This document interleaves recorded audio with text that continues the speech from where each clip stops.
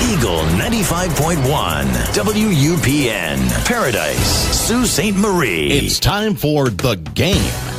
Eagle 95.1 proudly brings you The Game, the Twin Sault's only regional and national sports show. For the next hour, we'll get an in-depth look at sports in the Eastern Upper Peninsula and Algoma region and hear from coaches and players involved in The Game. Now, let's join Scott Nason at the Wicked Sister on Ashman Street in downtown Sault Ste. Marie, Michigan for tonight's broadcast of The Game on Eagle 95.1. Time to play the game. Time to play the game!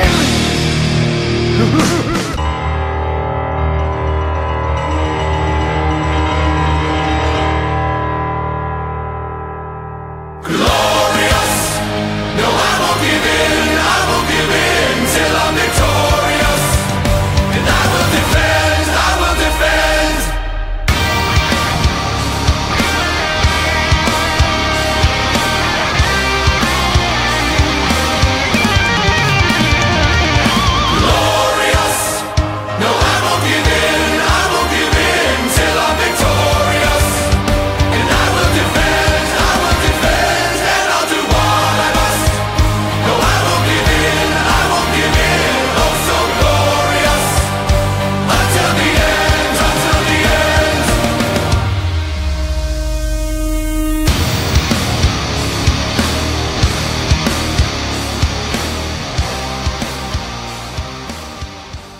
Greetings and salutations and welcome to The Game on Eagle 95.1 and online at thegamesportshow.com, thegamesportshow.podbean.com, or on YouTube at the Scott Nason channel. My name is Scott Nason, broadcasting at the Wicked Sister in downtown Ashman Street on this beautiful Monday night, June 25th, 2018. The Game where we talk about local sports first, and then we talk about regional and national sports.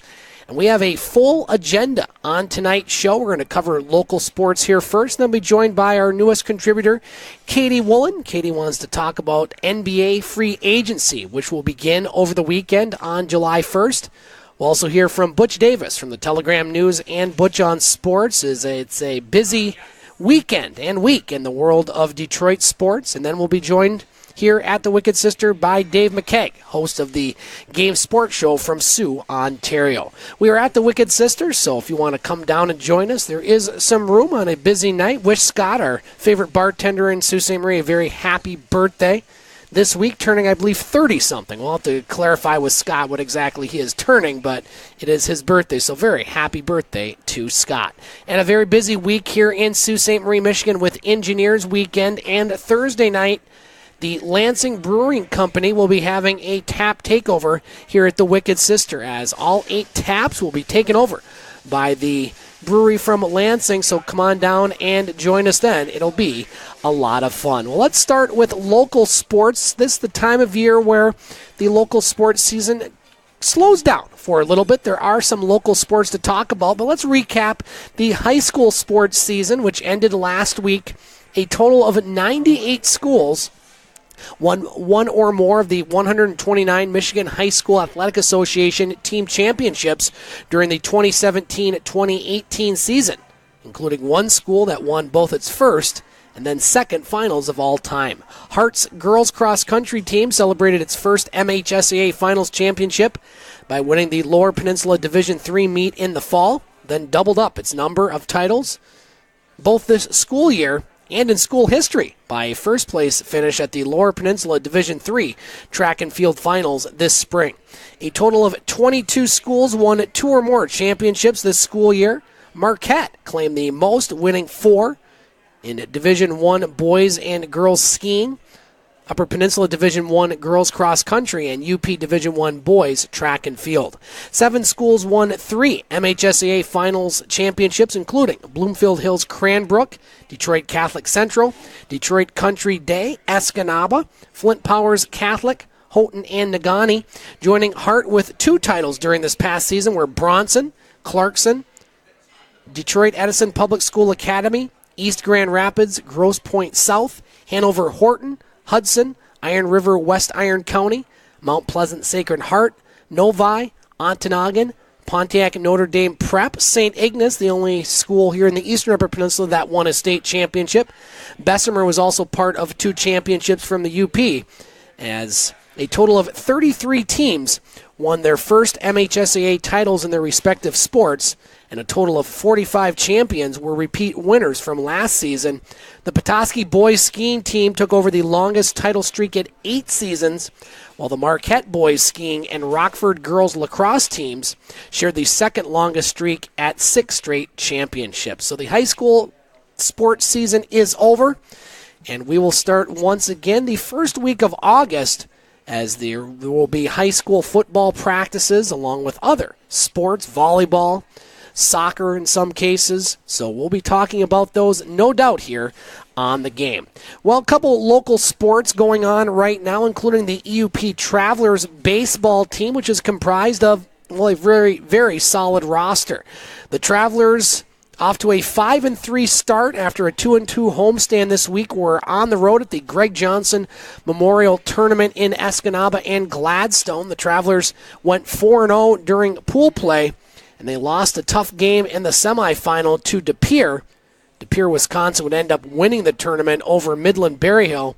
The Travelers fell to De Pere on Sunday by the score of 6-4. And this is a very good team. We're going to try to get their manager on, Billy Mitchell, here during the summer, as the Travelers have players from Sault Ste. Marie, Rudyard, Pickford, Brimley, Sheboygan, Hillman, and Onaway. As Billy Mitchell, now in his 10th season as head coach of the Travelers, that's hard to believe, and his 19th season with the program. The Travelers, they're going to host the state AA tournament here in Sault Ste. Marie on July 26th through 28th. They'll also host a zone tournament, a best-of-3 against Iron Mountain.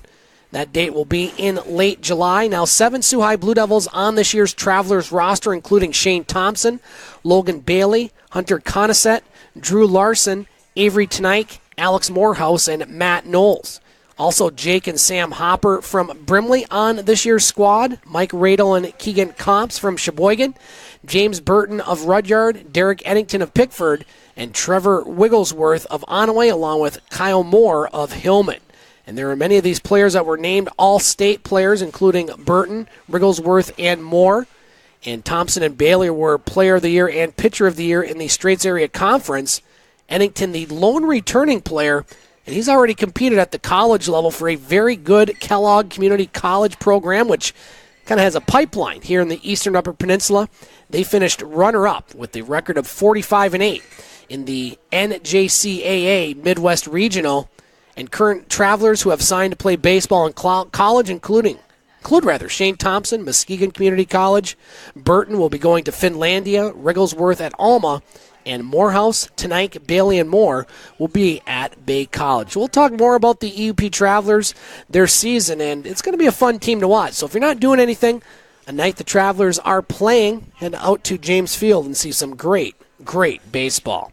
Sioux Steelers over in Sioux, Ontario, gave up an early touchdown on a very tough night in the Northern Football Conference as they lost on Saturday by the score of 45-0 to the Steel City Patriots at Rocky DiPietro Field.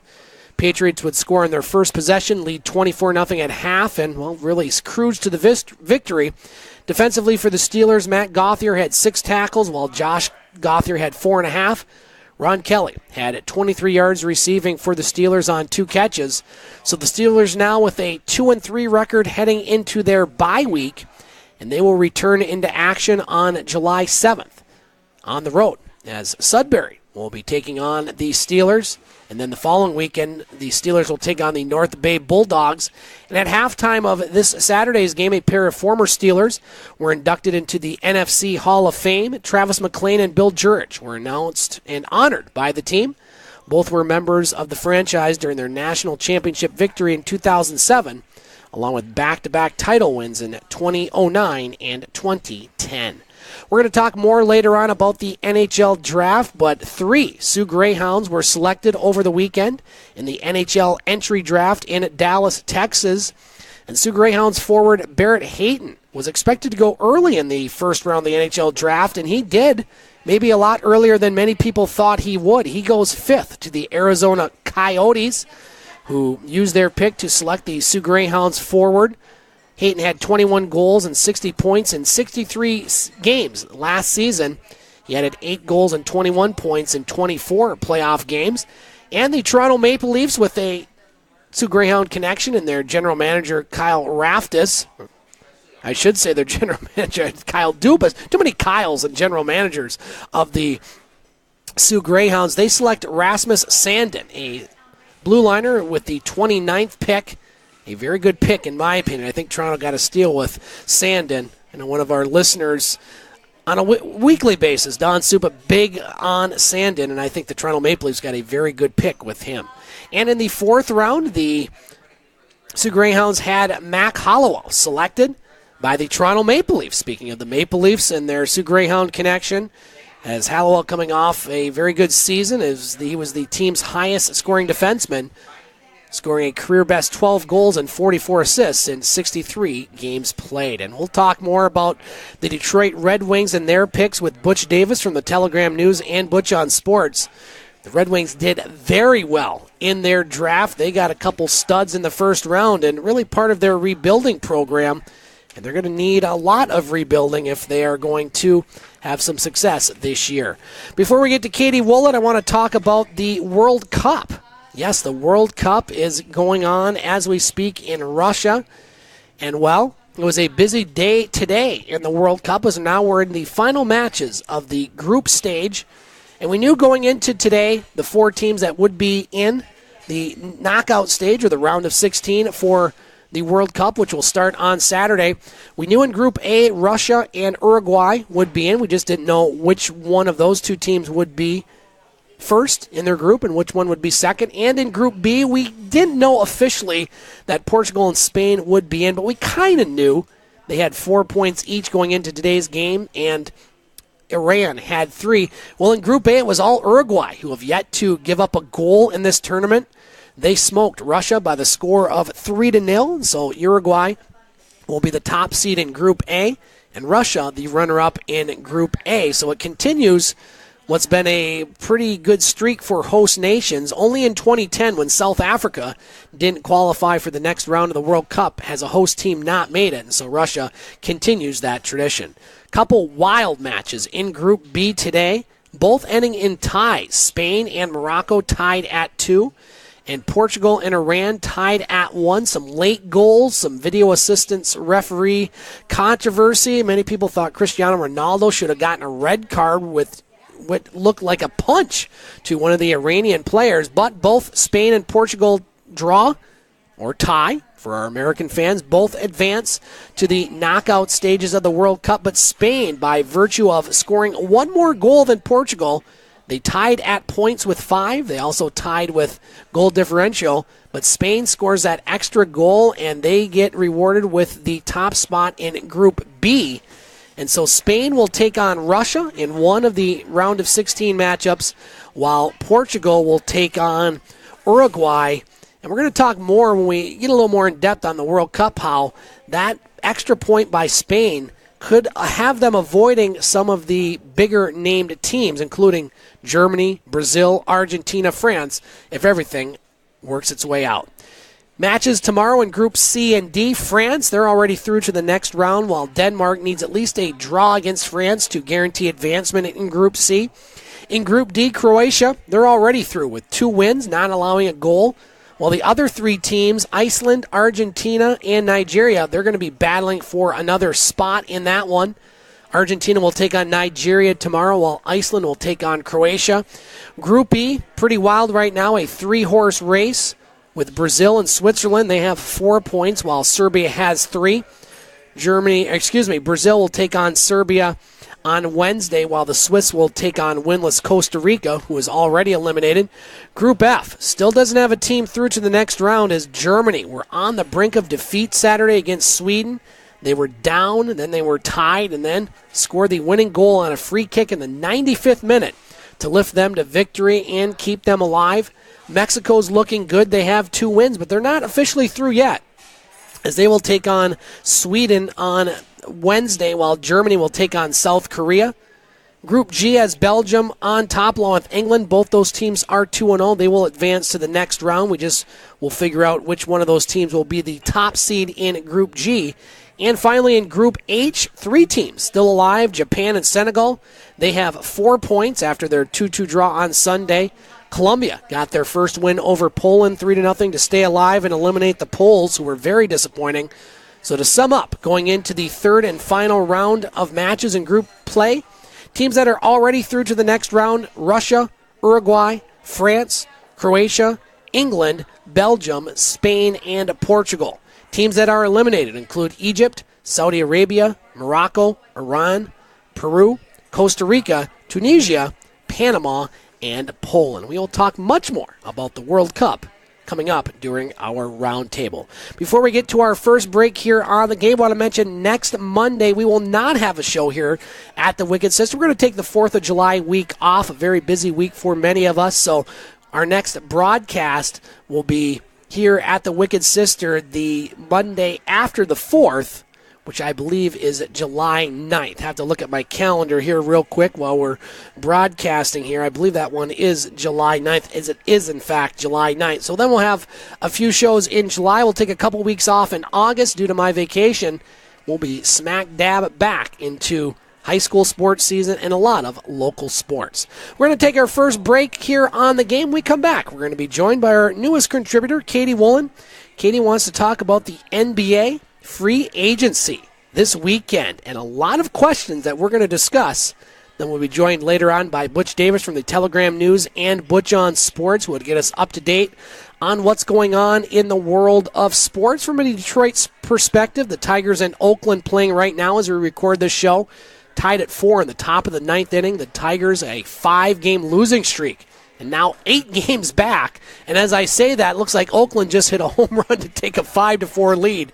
So it has been not a good week for the Detroit Tigers. We'll also talk about the drafts for both the Pistons and the Red Wings. I think both teams did very well in their drafts. The Pistons a little more of a surprise because they had one second-round pick, but they ended up getting a trade and getting a couple, I think, pretty decent players for second round. And then the Detroit Red Wings had a spectacular draft. Also, the Tigers signed their first overall pick in the Major League Draft this year, Mr. Mize. We'll talk about that with Butch. And then Dave McCaig will be gracing us with his electrifying presence here at the Wicked Sister.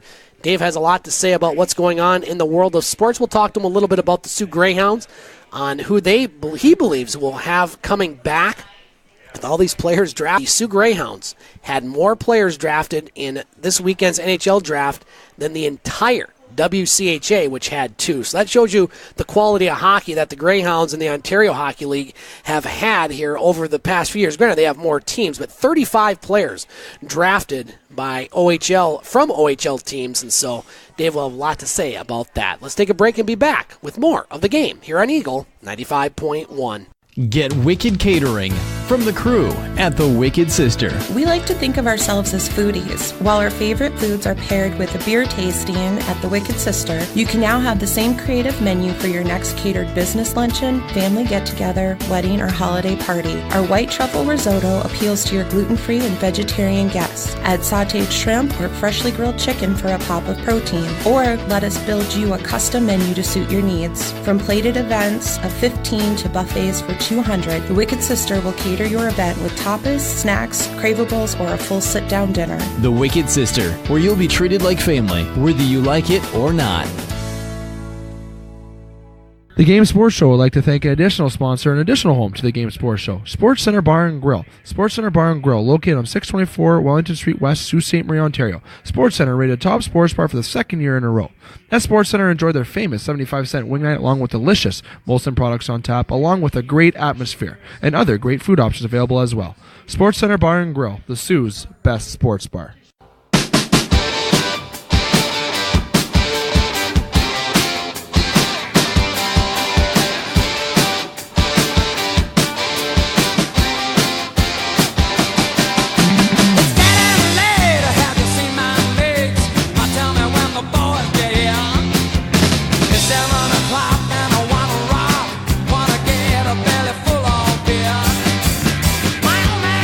Than a barrel full of monkeys and my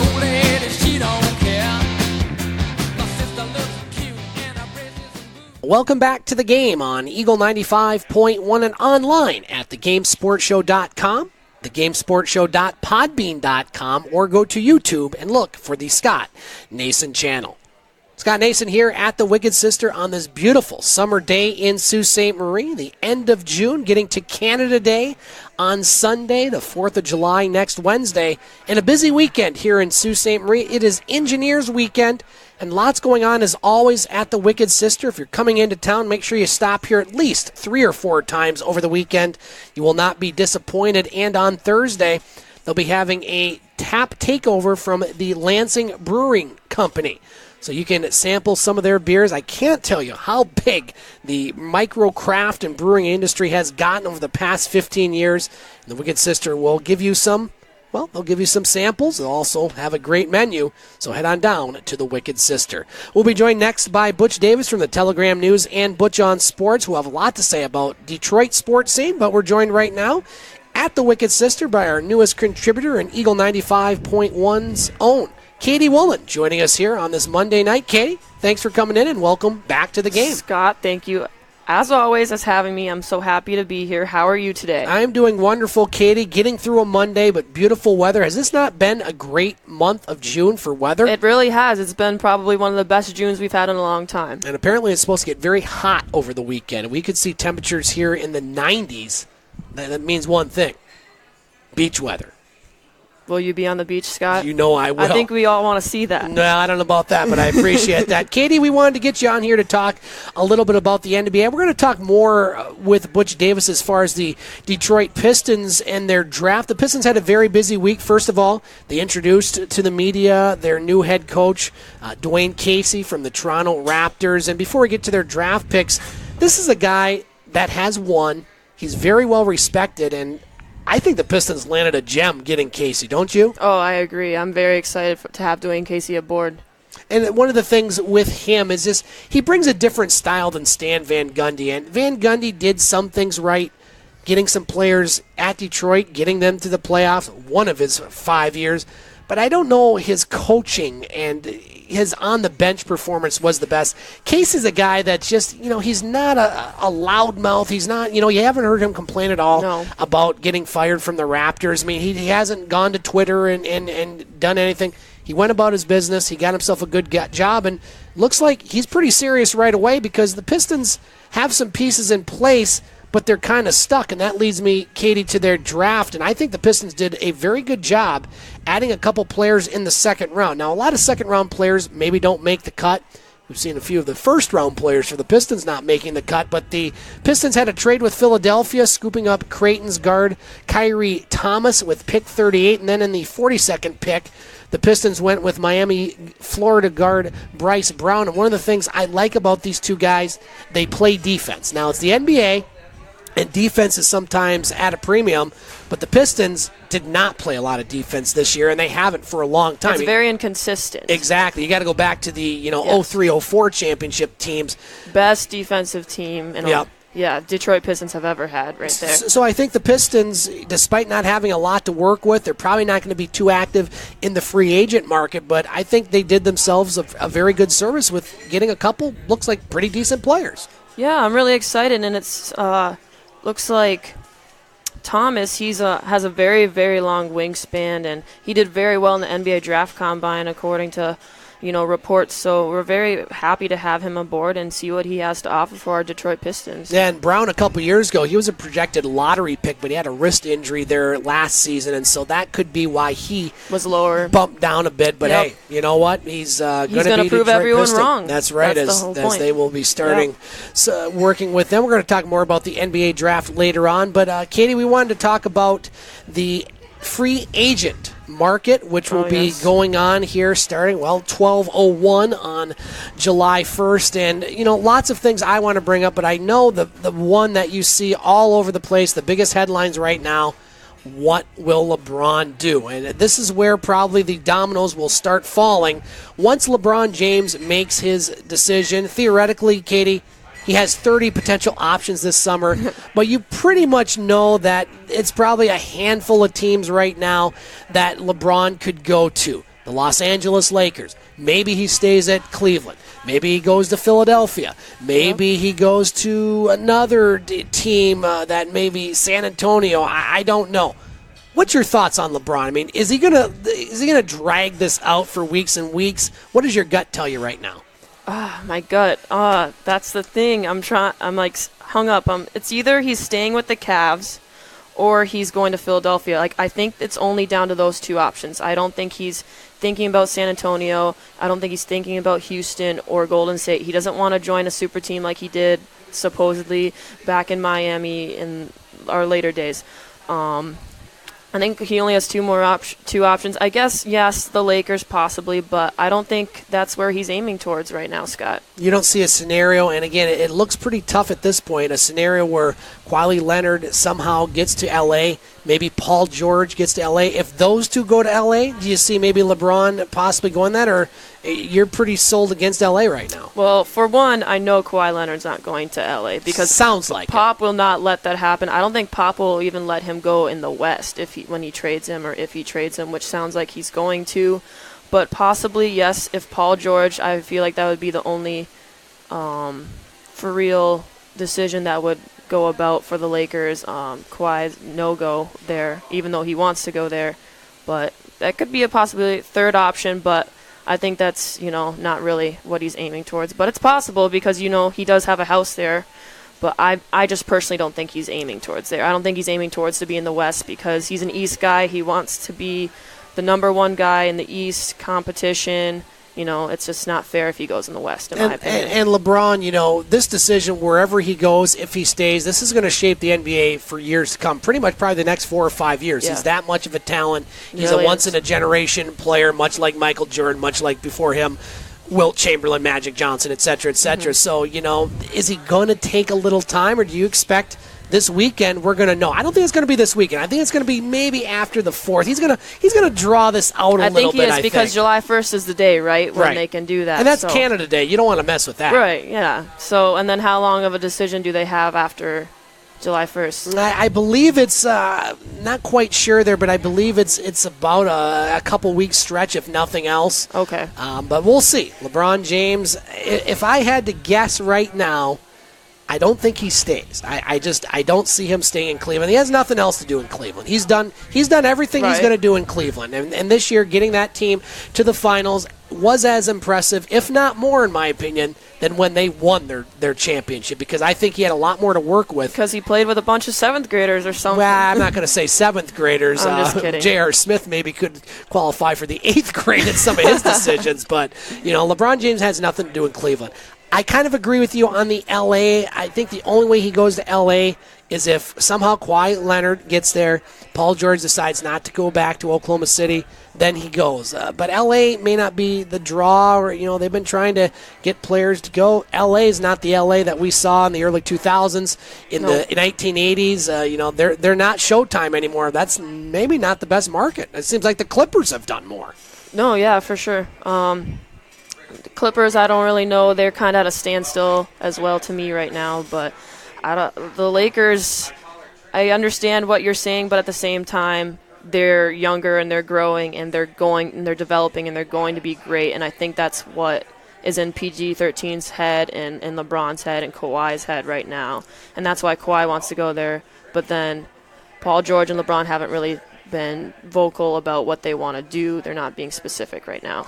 Katie Wollan joining us on the game here on this Monday night at the Wicked Sister in downtown Sault Ste. Marie, Michigan. Katie, NBA is a win-now league. Granted, there are some teams that probably will not be winning now, including the Detroit Pistons. They might win a little bit now, but you have other teams that are maybe looking during this offseason to add some pieces and win now. A couple teams come to mind to me.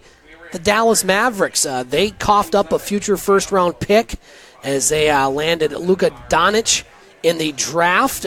So you may see them coming up as far as, maybe going after a player like a Tyson Chandler or maybe a DeMarcus Cousins, among others. The Phoenix Suns, this is a team that have not done much. They had the worst NBA record, but they have some cap room, and maybe they're going to make a move or two in this year's offseason. Those are just two teams that come to mind to me.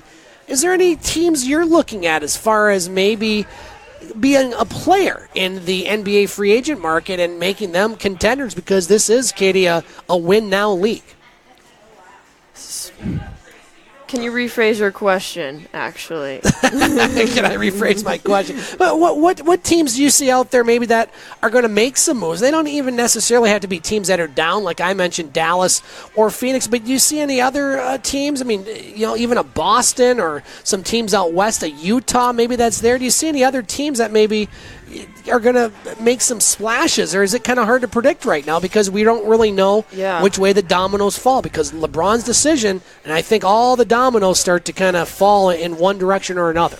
Right, yeah. For right now, with the East, I don't really see much for like the Bulls or the Magic or the Grizzlies, nor the Sacramento Kings, but maybe the Suns. Suns might have something with DeAndre Ayton, but obviously still very young, needs to learn a lot, but great player. Saw some highlights. Don't know a lot about him, but obviously number 1 draft pick for a reason.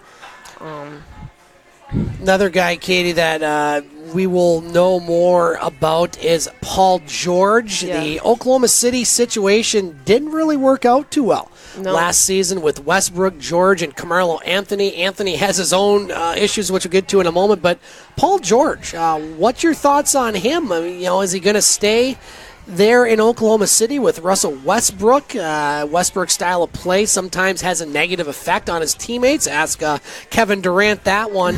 And both George and Anthony, I don't think Anthony has a whole lot of options.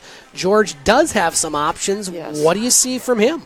Paul George, he's kind of quiet about it, but at the same time, I think back in April he was saying that he was pretty comfortable in Oklahoma City. And I haven't heard, he's a quiet guy. He doesn't really have much for complaints, but I think he's definitely looking elsewhere as well because, he can. But I think it's possible that he stays. Obviously, Carmelo is staying. We just found that out. He just opted in for $27.9 million. Not bad. Yeah. Carmelo, I know that he was down, I think, the most field goal percentage this past year. Wasn't his best year by any means, so I don't know. Expect a lot more out of that team. Especially, I understand Carmelo Anthony's a little older. He's 34, but that's like no excuse. Look at LeBron James. He's the same age. He's the best player in the world. Carmelo should be performing a lot better, especially with the best point guard or one of the best point guards in the league right now. I would put he's that good. Westbrook. Absolutely. Yes. Yeah. How do you say his first name? Kawhi. I say Kawhi. I'm bad with first You're good. names. I'm bad with my name. Kawhi Leonard. Oklahoma City.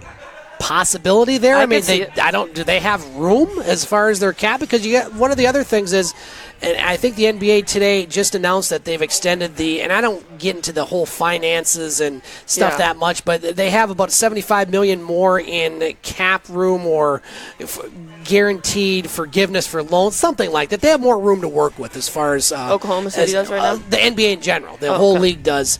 Any chance Leonard goes there, or is he going to stay in San Antonio next year? Again, I think this all goes back to where LeBron goes, then all the other stuff starts to sort itself out. Right. I mean, obviously, Kawhi stressed to Pop that he does not want to be there, and I think since they've always had such a great relationship, obviously right now it's been going downhill, I think Pop will respect his decision on that and slightly give him what he wants. Obviously, he's not going to be like, okay, yeah, of course, son, you're going to go to the Lakers. But I think OKC could be a good fit, maybe possibly for Kawhi. Looking at another player on Oklahoma City, Carmelo Anthony, over the weekend, he declined to exercise his early termination option, meaning that he is now due almost $28 million for next season, but money's not exactly the solution. He shot a career low 40% from the floor, and that's bad. And this NBA, is there anybody that's going to make a run at Carmelo Anthony at this point, or is Oklahoma City pretty much stuck with him and his contract? I think they're stuck with him for now because if he doesn't show any improvement this next coming season, I don't know if anyone's going to really want him. A couple teams in the East, Chicago, Washington. On the outside there, both teams, 8th and 9th right there. These are two teams I think maybe that could be making a move up into the upper echelon right now. Really, in the East, It's Cleveland.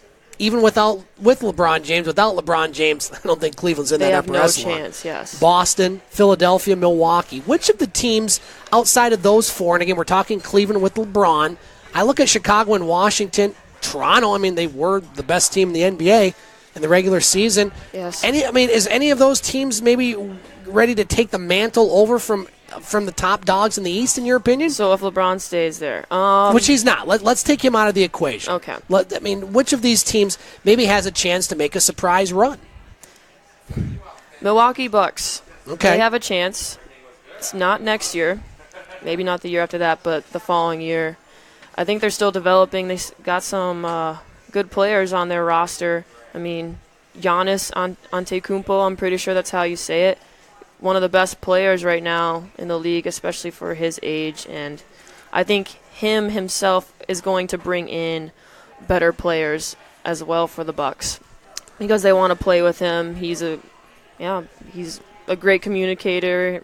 Yeah, I don't know what else to say about him, but Wizards, just like you said, they have a lot of good prospects too. They got Kelly Oubre Jr., they got John Wall. Gortat isn't Gortat going to be a free agent? I believe so. Yeah, I think he's on the list. Yeah. Yeah, I don't know if he's going to stay with them though. It's just his name. I just pick him based on his name. I couldn't pronounce it, but finally, Katie, finances we mentioned come into play, and you look at the NBA draft, and many people thought maybe we'd see some trades, some movement. There was nothing. Not a single veteran NBA player was traded for the first time in 15 years. And so is this going to be a quieter free agent season than we think because cap space across the league is still feeling the hangover over the wild spending summer of a couple seasons ago? And so that has led some to speculate that the trade market will be the primary source of unforeseen outcomes. For instance, if the restricted market indeed picks up, sign-in trades may ramp up along with it. But if James, George, and Leonard all stay put, and that's a possibility, the rest of the offseason may be anticlimactic as draft night. We could be basically seeing the same NBA as we did last season. It's a possibility. Do you see that happening? It's a possibility, but I don't see it fully happening. I do think it is going to be a lot more quiet. I don't think there's going to be a lot of trades going on, but I think there'll be a couple here and there. Like, I think Paul George, 50-50. I can't really give you OKC or Lakers, but everyone thinks Lakers. And then LeBron, 60-40. I would say 60% he leaves, 40% he stays. I'm sure you think different. You probably think more like 80-20, but... Before we go to our next break, Katie, we're not going to be on here for a couple weeks. This decision could be made right now, June 25th at 6:33 p.m. Yes. Where is LeBron playing next season? Where? There's no passing on this one. You got to give me an answer. I have to give you an answer. Then Yeah, I just there's have no to go a- with my there's- gut, and I'm just going to say Philadelphia 76ers. You say Philadelphia. I'm going to say L.A. I think Wow. L.A. is going to be a player somehow. I can't see him in the West, Scott. I just can't. Again, that's if Leonard and George all go to L.A. Right now, it seems pretty far fetched. It may be a stretch, but I'm gonna say L.A. at this point. He will not be back in Cleveland, and where LeBron goes will determine where the free agents go. And we'll be here in a couple weeks, Katie. Hopefully we'll have some of this sorted out. We may have it all sorted out. Yeah. Sometimes these things happen fast and furious. Other times it takes a while. But, hey, we'll be talking about it on the game. And I'm excited to talk about it when it happens, Absolutely. Scott. And you'll have a brand new role with Eagle 95.1 in July, which we'll talk about next time you come on the show in July. Of course, yes. We're going to take a break here on the game as we will be joined next by Butch Davis from the Telegram News and Butch on Sports. He'll talk to us about the NHL Draft, focusing on the Detroit Red Wings, the NBA Draft, focusing on the Pistons. He'll talk about the Tigers, who are 6-game losers in a row now as they fall to Oakland 5-4. Katie, when we were on the air last week, the Tigers were 2.5 games. We were bragging about them. That was probably our downfall. 2.5 games out of first place with the loss today. 8.5 games out of first place. They lost 6 games in a week. Yeah. You can't lose more than that. I didn't get to watch every game, but I saw 10-0 on my SportsCenter app pop up on my phone. I was like, really? Outscored 23-2 in Cleveland. They had a 4-1 lead in the 8th inning. They lose today. Brutal. We'll talk about that with Butch Davis coming up next on The Game here on Eagle 95.1. The Wicked Sister, Sioux, Michigan. Check TripAdvisor. Ranked right towards the top. Awarded the Certificate of Excellence, as well as voted #1 pub in the UP. The Wicked Sister has managed to create a casual menu that offers unique, creative, and sometimes healthy offerings that rivals menu selections of any big city. Burgers and starters, snacks and shareables, soups and salads, sandwiches and tapas. On Ashman Street, Sioux, Michigan. Welcome to the Wicked Sister, where you'll be treated like family, whether you like it or not. The Game Sports Show would like to thank an additional home to the Game Sports Show, Canadian franchise Boston Pizza. Boston Pizza, Sault Ste. Marie, located on 601 Great Northern Road, Sault Ste. Marie. Come in and join Boston Pizza for its numerous specials that are offered. After 9 p.m. daily, come in to Boston Pizza for $9 schooners, $4 rail drinks, and delicious food. Boston Pizza, Sault Ste. Marie, you're among friends.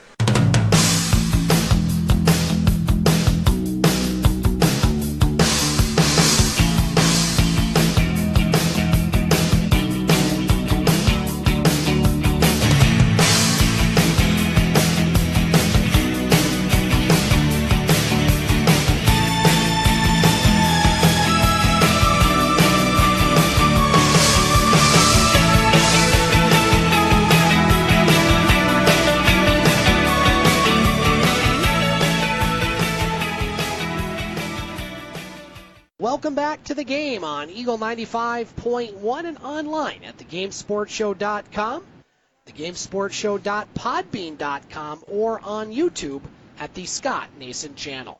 Scott Nason broadcasting from the Wicked Sister on Ashman Street on this Monday night. Beautiful day in the Twin Saults. And the Wicked Sister has lots going on this week, Engineers Weekend. And a lot of people will be in town. And make sure you head to the Wicked Sister on Thursday, as they will have their tap takeover from the Lansing Brewing Company, as they will have all 8 taps with brewing from the Lansing Brewing Company, and I can assure you that will be very good. We'll be joined in the next segment by Dave McCaig, host of the Game Sports Show from Sioux, Ontario, and Katie Wollan will be joining us on the round table. But right now we have our next guest and co-host, weekly contributor Butch Davis from the Telegram News and Butch on Sports, who joins us each and every week to take a look at what's going on in the sporting world, focusing on the Metro Detroit sports scene, which he has a first-hand look at. Butch, how you doing on this last Monday in June, my friend?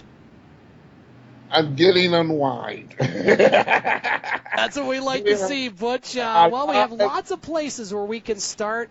Let's start with, well, the news right now, looking at my television screen while we were on with Katie. The Detroit Tigers, who when we talked last week, Butch, were 2.5 games out of first place. They haven't won since. They lose to Oakland today by the score of 5-4. Losers now of 6 in a row, as they are 8.5 games behind Cleveland in the AL Central.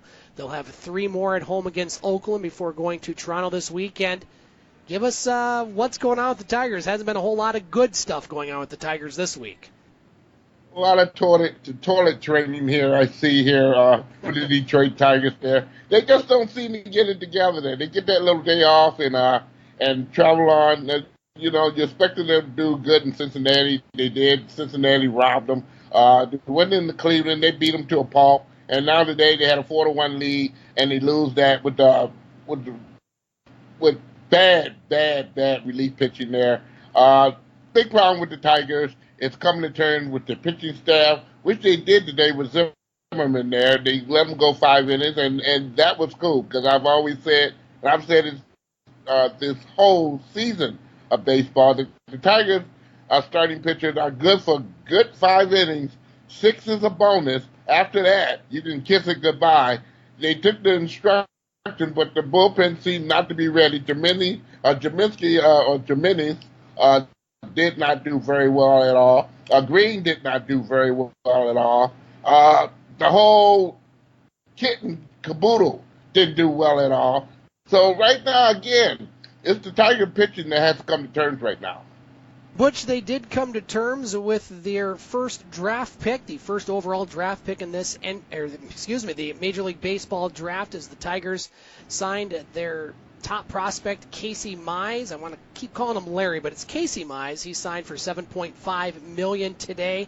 Really a no-brainer there. You're going to see him pitch a little bit this summer, but we're looking more down the road. Obviously, the Tigers had to lock up this guy, Butch, and they did today. Well, they had to lock him up, or else he would have went back to where he came from there and still got drafted next year there and at a higher price. A $7 million bonus for this young man to sign today with the Detroit Tigers. So he's got a pocket full of money and no instruction at all there. And, I kind of hope they at least give him a couple weekends off or maybe a couple weeks off, maybe work him down in Lakeland and bring him up and let him get started with the major league pitching there. Number one draft choice, why would you baby the guy? And I think that's the biggest problem to me in my justification with the Detroit Tigers pitching staff is too baby-fied there. Give them all a bottle, let them go home, change their diaper, and that's it. Because they're not being disciplined at all. It is just pitiful, okay? And it just got to be doing a better job. I know Chris Bosio, Gardenhire thinks highly of the guy there. But again, I'm not always into the pitch count routine there. I mean, that's what some managers want to go on. I think it stinks here because you limit a pitcher from doing the job that he's there to be doing in the first place, and that's complete a game. And when you have these limitations all upon someone there and not be in shape, not put up the effort after he's pitching there to stay where he needs to be or go where he needs to be, you really have nothing to look forward to there. Right now, the pitching with the Detroit Tigers is a mess. I hope they don't ruin this guy, too. Butch Davis joining us on the game. Butch, let's move on to the NHL. We're going to talk more about the NHL draft in general with Dave McCaig during our roundtable, but let's talk about the Detroit Red Wings, who, well, by all accounts, have gotten high marks for their NHL draft picks. They had a bunch of them, and they had 2 in the first round, and they went forwards in the first 2 rounds, picking up Filip Zadina at 6th overall during this draft on Friday. And the Red Wings also did pick another forward in the 30th position. Butch, Detroit Red Wings, they picked a lot of players. What's your thoughts on their draft? Well, you knew I was going to ask. you really want me to be truthful about it? Yes, please. Please. It's all about how they train them and what they bring up. Right now, the draft choices they pick right now, they're, again, hopefully, that they don't baby the particular individual there. The Red Wings got 3 Swedes, they got a forward, they got a couple goaltenders, they got 2 defensemen, and that's including a Flip. They'll be in training camp at Belfort Training Center down there at Little Caesars Arena from the 26th to the 30th. That's sold out already, so fans are going to get a look at these kids, and hopefully the Red Wings made some thorough decisions on how they use these kids. Right now, again, I'm going to use the word, they cannot baby these kids there. You got some diamond in the rough. You got some high draft picks there. Let's get these kids acclimated to NHL hockey quicker than later. Butch, let's move on to the Detroit Pistons. They had a busy week. First of all, they introduced their new head coach, Mr. Casey, Dwayne Casey, and then, well, they ended up picking 2 players in the second round of the NBA draft. Pistons made a trade with Philadelphia, taking Creighton guard Kyrie Thomas at pick 38, and then with pick 42, they picked up guard Bruce Brown from Miami, Florida. We knew, Butch, that the Pistons didn't have a whole lot of room to maneuver, but it sounds like they got a couple players that at least can play defense. They did in college. What's your thoughts on the Pistons draft? Pretty good, indeed. It's all about, will they bring them up sooner or later? Will they put pressure in the training camps there to make other players come to terms about playing defense? Because that's where really the Pistons lack very, very badly there. Dwayne Casey had a very intelligent press conference last Wednesday there. And the one thing I liked about the particular is that he said health is the most important thing for the Pistons right now there. They have done not a very good job of keeping people healthy there. And I'm quite sure that Dwayne Casey might bring in some people to intensify the health situation of the Detroit Pistons, and also they'd be a little bit stronger when they come into the third quarter and fourth quarter, where they've had little to no success when it comes down to leads or maybe being close in the game. It just falls apart in the second half of a basketball game, and they really look like trash here.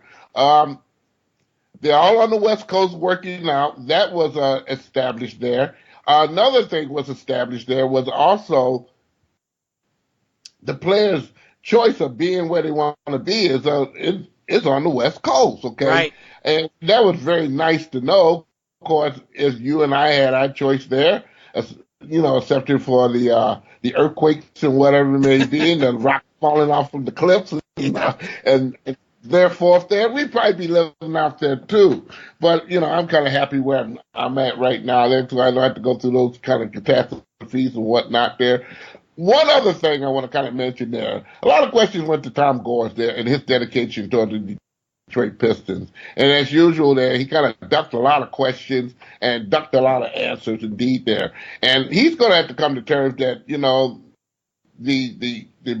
the people of the city of Detroit and surrounding suburbs, and also the state of Michigan, they want to see a dedicated owner come in here and wreak havoc and give a doggone about the team. To deal with a team from the West Coast, and every now and then you fly in with your family on a holiday or something of that nature, and put all this blast and like you really care. The tone of the media and the fans of the city of Detroit and surrounding suburbs, as well as the state of Michigan, is that he's going to have to do a better job of dedicating himself toward this team there. And that has been a huge problem, per se, in my justification there, because when you don't see your players putting out an effort, and again, taking nothing away from Stan Van Gundy there, okay, I think he got the talent here. The talent is good. And the one thing about right now, the Pistons have to deal with it. They got to come in here with a workman's type attitude. This is a blue-collar state here, okay? And you want to sit up there and pimp the doggone situation with your money in your pocket. That's not going to go well with the fans who got to pay for this. Butch Davis joining us on the game. You can find his show, Butch on Sports, on the podcast page of this show, thegamesportshow.podbean.com. Butch, before we get to another topic that I want to discuss during our segment, any other local sports that you wanted to bring up on our segment here going on in Detroit? Why not here? I Friday witnessed that I went down to the fight of Clarissa Shields. Yes. I love that. That was the best fight I have seen in about 20 years. It was a great fight. That was a humongous great fight. I mean, it really broke it broke my heart that it stopped. Okay, because there was 10 rounds of rock'em sock'em. Clarissa Shields first time get knocked on her rear end. She used another word that we won't use on the air here.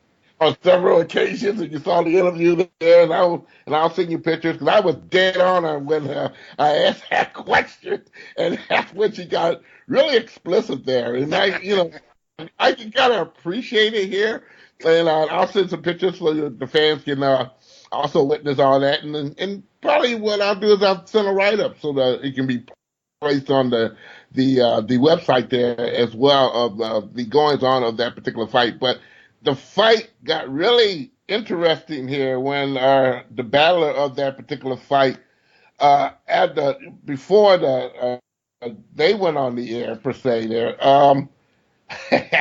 I forgot her name here. Let me get her name, dig her up right quick here. We know Shields fought Hannah Gabriel there, and right. Again, Gabriel gave her all she can handle there. She was very, very gracious as far as the interview was concerned. I really enjoyed it, particularly there.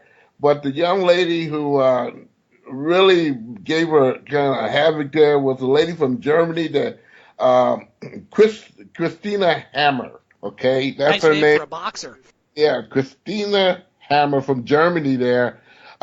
It looked like something from the WWE. After the fight was over, she got up in the ring and started jaw jacking and whatnot there, and then both of the fighters, she got in the ring, and Clarissa Shields went at after her there, and they thought it was havoc for about 5 minutes in the ring there before they could even get the decision out on the fight of Shields and and Gabriel there. So I thought that was I got more than enough fun out of that. And of course, if you saw the interview there, she was very explicit on that particular there. So look forward soon for Miss Hammer and Shields to go after it. One thing about it is someone's going to have to lose weight or someone's going to have to gain weight there. So we'll see how that come out in the later future there.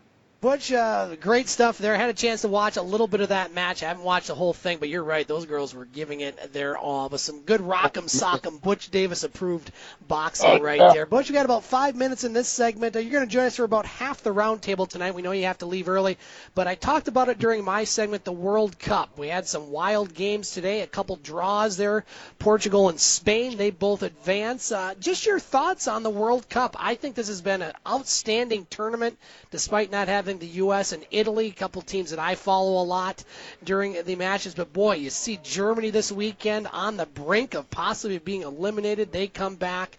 You're seeing Argentina struggling a bit. You're seeing some surprises. England looks good. Belgium looks good. Croatia looks good. Just wanted your thoughts on the World Cup. We still got a few weeks left, but this has been a lot of fun in my opinion.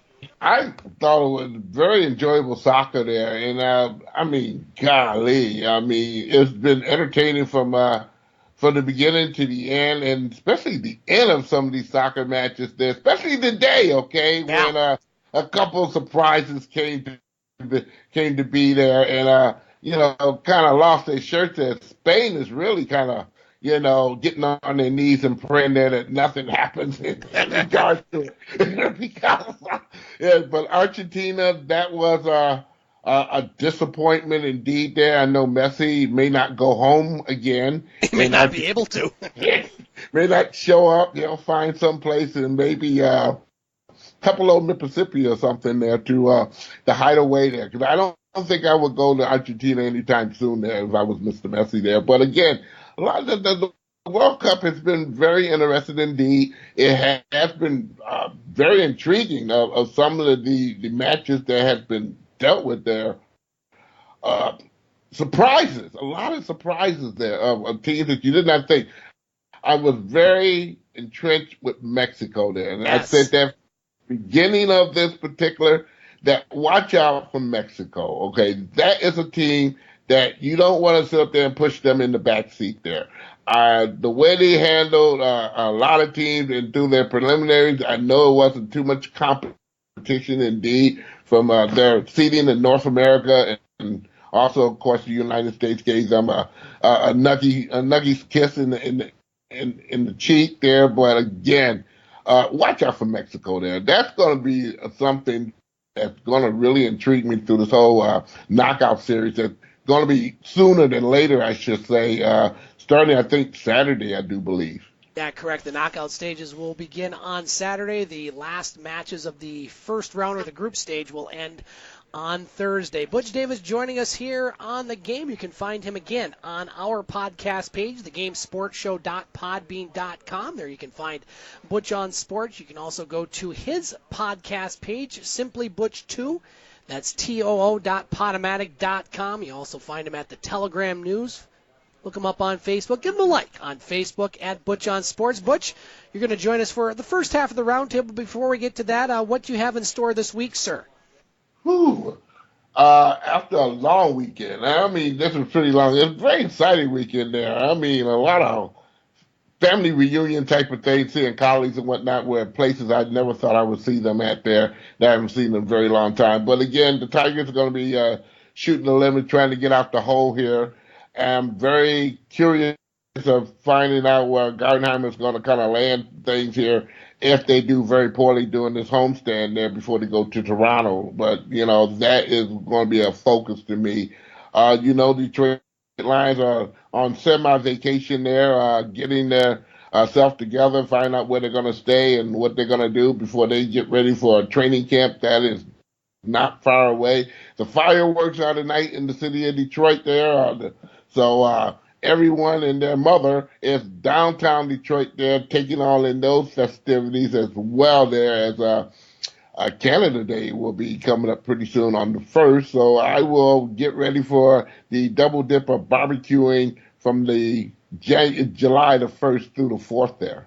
Sounds good, Butch, and stick around. We'll have our roundtable coming up next with you, so hold tight for just a sec, okay? All righty. And we'll be back with our roundtable portion of the game here on Eagle 95.1. Get wicked at Wicked Sister. You'll find the best tasting food for you and your family. Start off with some wicked appetizers like the crab dip, served with soft pretzel bites and warm non-bread strips, and delicious boneless chicken wings that are antibiotic and hormone-free with 5 choices of sauces. Try the barbecue pulled pork sandwich or the #1 selling drunken cow burger and the chicken caprese flatbread. Check out the Wicked Sister gluten-free menu and catering. The Wicked Sister, downtown Ashman Street, 7 days a week. The Game Sports Show would like to thank a list of additional sponsors.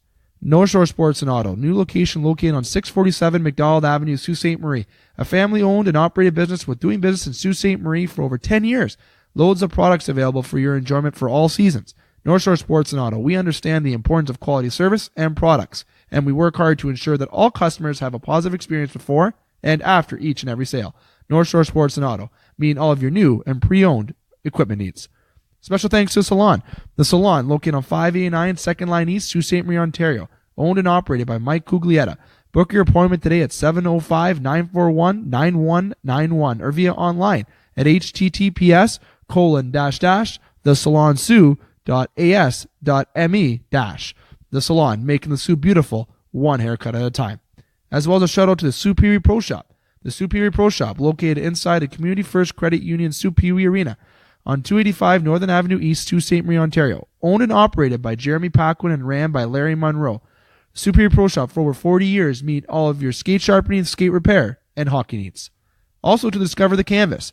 Discover the Canvas, located on 317 Wellington Street West, Sault Ste. Marie, Ontario. A beautiful, new renovated building owned and operated by expert artist and Sioux native Katrina Thibodeau. Katrina taking her talents of the ink in Sault Ste. Marie and truly creating the best and most realistic art locally. Call Katrina today at 705-450-8099 or email her at discoverthecanvas@gmail.com to book your tattoo or consultation today.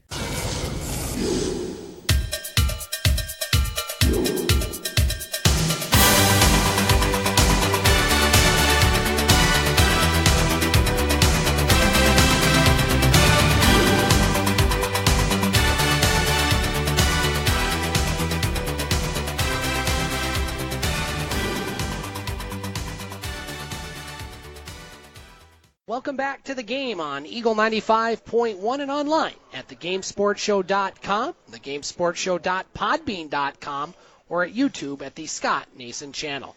We are broadcasting from the Wicked Sister on Ashman Street on this beautiful Monday night, the last Monday in June. And the Wicked Sister has lots going on this week. We mentioned Engineers Weekend happening this weekend. The most people that come to Sault Ste. Marie is this weekend.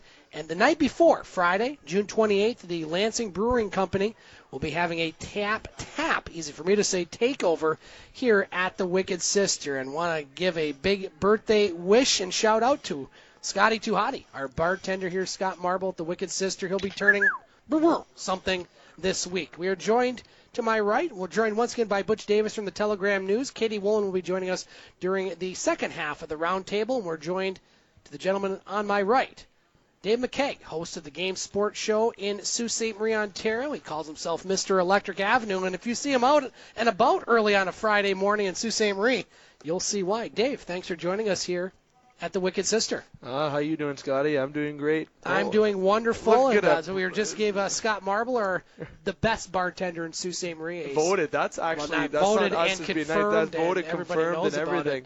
And it's his birthday tomorrow. I know. We gave him birthday wishes here. Well, Dave, thanks for joining us here.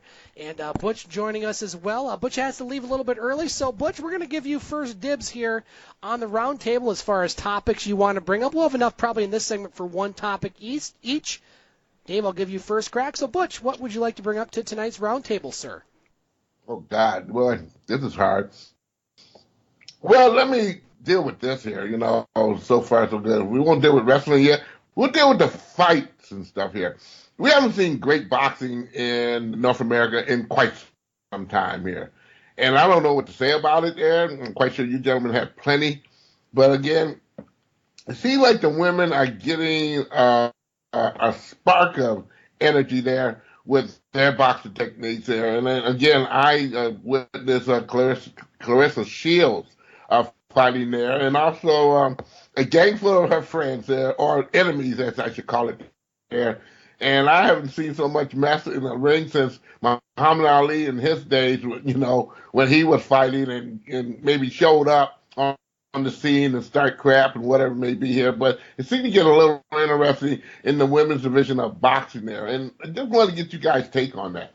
Dave, this is a great topic because I just had this conversation with my two sons, which I'll talk about during my portion, basically on boxing and such. So I know you're a MMA guy, UFC, what have you. I actually do box. So what's your thoughts to Butch's topic? You know what? I do partake in boxing. I don't partake in actually doing it at an actual extreme and competitive level. I do it on my own terms.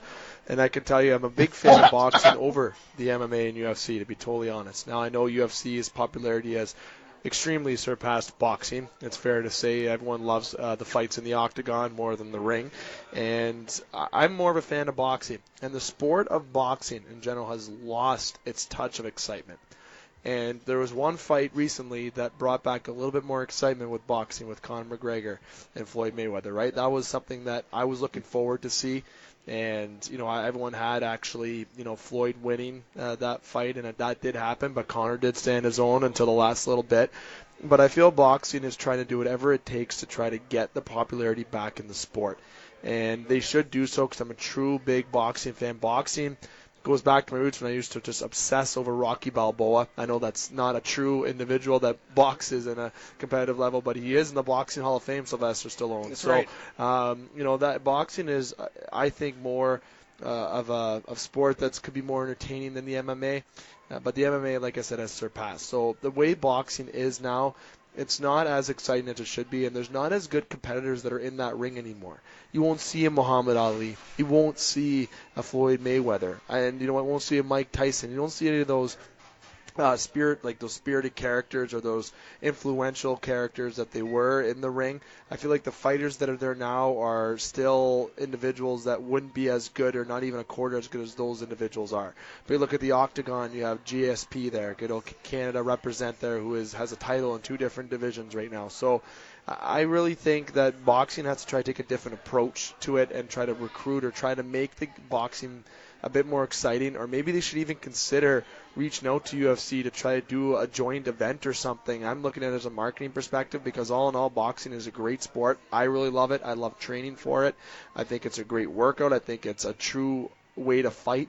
When you're in the school grounds, when you used to fight when I was younger, it was fists. It was never using your legs. That old cliche was always being a man. And I use my words. Use your words. Yeah, it's better now, not just to fight. We're not encouraging violence here. I'm just saying. But, you know, I just to say what I think Butch and yourself will agree, boxing is not as superior as what it used to be, and it needs to try to make a direction to try to improve that. Great topic, great answer there, Dave, and great topic, Butch, because my sons and I, my son is 11 and soon to be 10, and we have started watching the Rocky series. Speaking of Rocky Balboa, we watched Rocky 3. We made it up. God. And Rocky 1 and 2, I mean, I love them all. A little tougher for maybe a 9 and an 11-year-old. You know, it's, you know, made in the 70s, early 80s, but they really liked Rocky 3. Of course, Of course they did. That the one with Mr. T and Thunder Lips, Hulk Hogan in that one. My favorite is Rocky 4, by the way, which we're watching tomorrow night. But the question that they asked, you know, while watching that is, you know, Dad, was boxing that big then? And I said, absolutely it was. I mean, you look at my era, I grew up watching Mike Tyson. I mean, I was my oldest son's age when Tyson started to run through the competition, and I'll tell you that one of the biggest sporting shocks of my life was when he lost to Buster Douglas in Japan. I mean, Mike Tyson, you never thought he would ever be beat, and he had the charisma, he had the punches, he had the hype, he had everything. Yep. And he was just a machine. And you look at a little bit before that, when you could watch boxing matches on regular television, not pay-per-view, not paying $50 or having all these cable channels to watch these matches when you're talking about Wide World of Sports, Muhammad Ali, Rumble in the Jungle, Tommy Hearn, Sugar Ray Leonard. You had so many good fighters, and boxing was just so much on the map. So part of that, I think the reason boxing has fallen off a bit is because you can't watch the matches. ESPN has tried to bring back some of the fights there, doing Friday night fights and everything. Yeah, they have a schedule out right now on ESPN.com. But again, it's just not some of the big names. You just don't have the hype. UFC, MMA, whatever you want to call it, has taken away a lot of that audience from boxing. But I agree with you, Dave. I like boxing, and I enjoy watching it. And trying to explain that to my sons who really haven't been exposed to boxing too much because, they've watched wrestling, they've even watched UFC. They didn't really watch boxing, and just seeing them enjoy those movies. And granted, they are movies. Great movies. But they're movies kind of that recreated some real stories. When you talk about Rocky Balboa and the real story of his character, and you're going to see this year, Creed 2. Oh, I was just about to bring that up. Ivan Drago's son against Apollo Creed's son. I mean, how good is that? You see the trailer for that? I watched it my today. It was God, fantastic. Kendrick Lamar's tune in the background there. Oh, my God. Good stuff. So I'm a big fan of boxing, Butch, and, seeing a match like you mentioned Friday down in Detroit and seeing women's boxing kind of taking a little bit more of a step than men's boxing is because of matches like that and because of stories like that. So I'd really like to see boxing get back to where it was. Do I think that's possible? Probably not, but I would like to see it get back a little more, especially in this country. We seem to have a lot more foreign fighters, and that's fine, that's good. Nothing against foreign fighters, but if you want the sport to grow in America, you're going to need more of these American and Canadian fighters to maybe take that next step, get that next personality, not just in the ring, but somebody kind of like in wrestling that can also talk the talk. Great topic, Butch. Your thoughts? Oh, boy. You guys kind of covered the gap before. Yeah, really, truly, you did one fantastic job of getting those comments out there. I will agree wholeheartedly there. Until boxing go back on the regular networks there, it's going to be dead as a doorknob there. Item number 2 there, it has to get back to where you set up boxing centers throughout the country there. I think there are lesser boxing centers around the country. There is a gamut of kids learn how to do taekwondo and all of this. It's because of the UFC and MMA, okay? That's been showed a lot more nationalized than boxing is right now there. The interest in Clarissa Shields there basically came from the Olympics, which was again showed on national television there. So again, that joint of national television exposure has a lot to do where kids start getting interested in it there. Again, and also I want to kind of point out there, majority of the boxers that you see today, and I was exposed to Muhammad Ali mainly because it was in my home, because my mom lived 5 doors down from the guy there, right. And they all both in the same high school. And so I got exposed to it really early there, where you can walk down the street and see the guy here.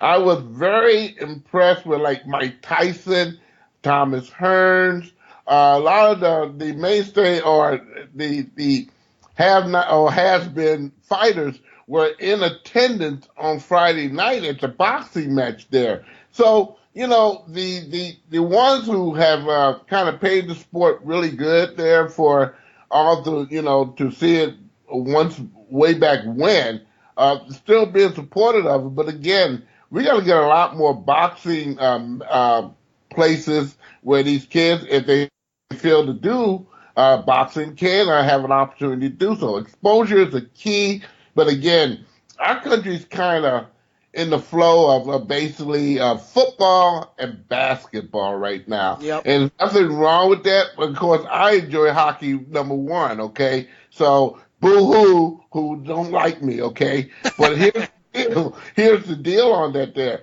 These sports have been exposed generally now, where now the kids have some assets and go into hockey rinks or learn how to deal with the sports there. Again, I would like to see some of this stuff dealt with the recreational centers there, giving kids the opportunity and chance to explore working out with boxing. If not get, 110% into the game. But again, the workout and the sessions to keep you in shape or what it may be is extraordinary there. So, again, I don't want to kind of damper this thing because we got some great comments from both of you. Butch Davis, Dave McCaig, Scott Nason here at the Wicked Sister on our roundtable portion of the game. Gentlemen, we have time for one more topic before we have to let Butch go. We'll have the second half of the roundtable coming up with Dave McCaig, yours truly, and Katie Wollan. I'm going to skip this one because Katie and I already talked about this. So, Dave, I'll give you first crack at this topic. We talked about NBA free agency coming up here this weekend, and Katie and I were talking about some of the different scenarios, some of the different players. I just want your thoughts. It's kind of an open-ended question, but what do you see happening during the NBA free agent session, which will begin on July 1st? Obviously, the big news, getting all the headlines, is LeBron James. Does he stay? Does he go? Where does he go? Do all the other dominoes start to take place? Is there problems with cap room for some of these teams? We didn't see any veteran NBA players traded at all during the NBA draft the first time in 15 years. Do teams have the ability to make a lot of moves? Dave, I'll start with you, and then Butch, what's your thoughts going into the free agent bonanza that is starting on July 1st? Or maybe it isn't. Who knows? You know what? I want it to be a very exciting free agency, but I actually think that the only exciting thing is going to be LBJ when it comes to LeBron. I really honestly think that Chris Paul is going to stay in Houston. I think he'd be silly to leave Houston. I honestly think that Paul George, easy for me to say, is going to Los Angeles Lakers. I feel the Lakers are going to open their checkbook on Paul George. I feel that him leaving Oklahoma City would be a silly move as well. I'd like to see him stay in Oklahoma City with Russell, but I think the Lakers are going to give him an offer that he could not really refuse. And I really think that when it comes to LeBron James, he's really going to steal a lot of the spotlight, as he probably should, because he is the guy. He's going to have a thing called, right now, the hashtag is Decision 2018, right? The guy no already more has elections, the hashtag. please. I'm politicked out. He may as well be the president, the way that they're treating his free agency right now. And another thing, I think of Kawhi Leonard.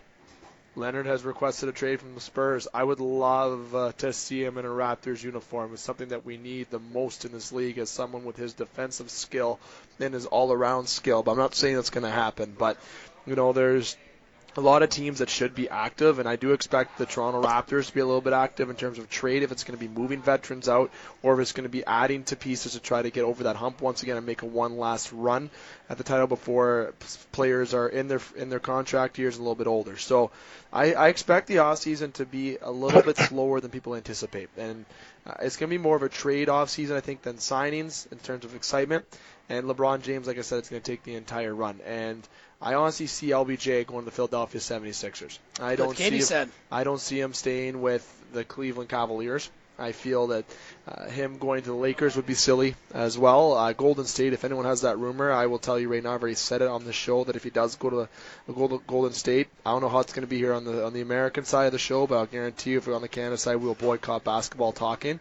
I will not watch a game of basketball if that does happen, and you heard it from me here first. So I don't think that'd be a thing that'll happen. Everyone says with the Raptors being it, please. I don't. Let's get off Fantasy Island. Okay, I'd love to see LBJ. The plane guy. I'd love to see him on the Raptors, but you know what? He was sent back in time to make the dinosaurs go extinct. Like, that's what I truly believe. I think he's the reason why dinosaurs went extinct. So I don't think he's going to be joining the Raptors. But so it's going to be a Philadelphia 76ers, I think, from that front, and that excitement will be wrapped up nice and early. I think LeBron knows where he's going already. And I think if he was going back to Cleveland, he would have already re-upped. Butch, NBA free agency, any thoughts? I think it stakes the high heaven here, really. Love it. I disagree. I think Kawhi Leonard is the big prize out there right now. Therefore, many of the teams that can afford to have this guy here and not upset him to a point where he does the same thing to San Antonio there. We have a player of that same makeup here. His name is Mr. Jackson from Oklahoma City. You know how that has turned out so far. Yeah. And it's not turned out very well for the Pistons there, which, again, I do agree that it's going to be a whole heck of a lot of trading going on here. There's going to have to be some pieces mixed and meshed in order to get players to somewhat be conformant there. is some very good parity in the NBA in many years since like last year here. I'd like to see that parity again. LeBron James, if they give this guy, I think this guy personally would stay with Cleveland if he was given the distinction of a Bill Russell position as a coach. Wow. It's something about this guy here that wants to run the team and also play the game. And Tyronn Lue, you know what, his health concerns or whatever it may be has come into play there.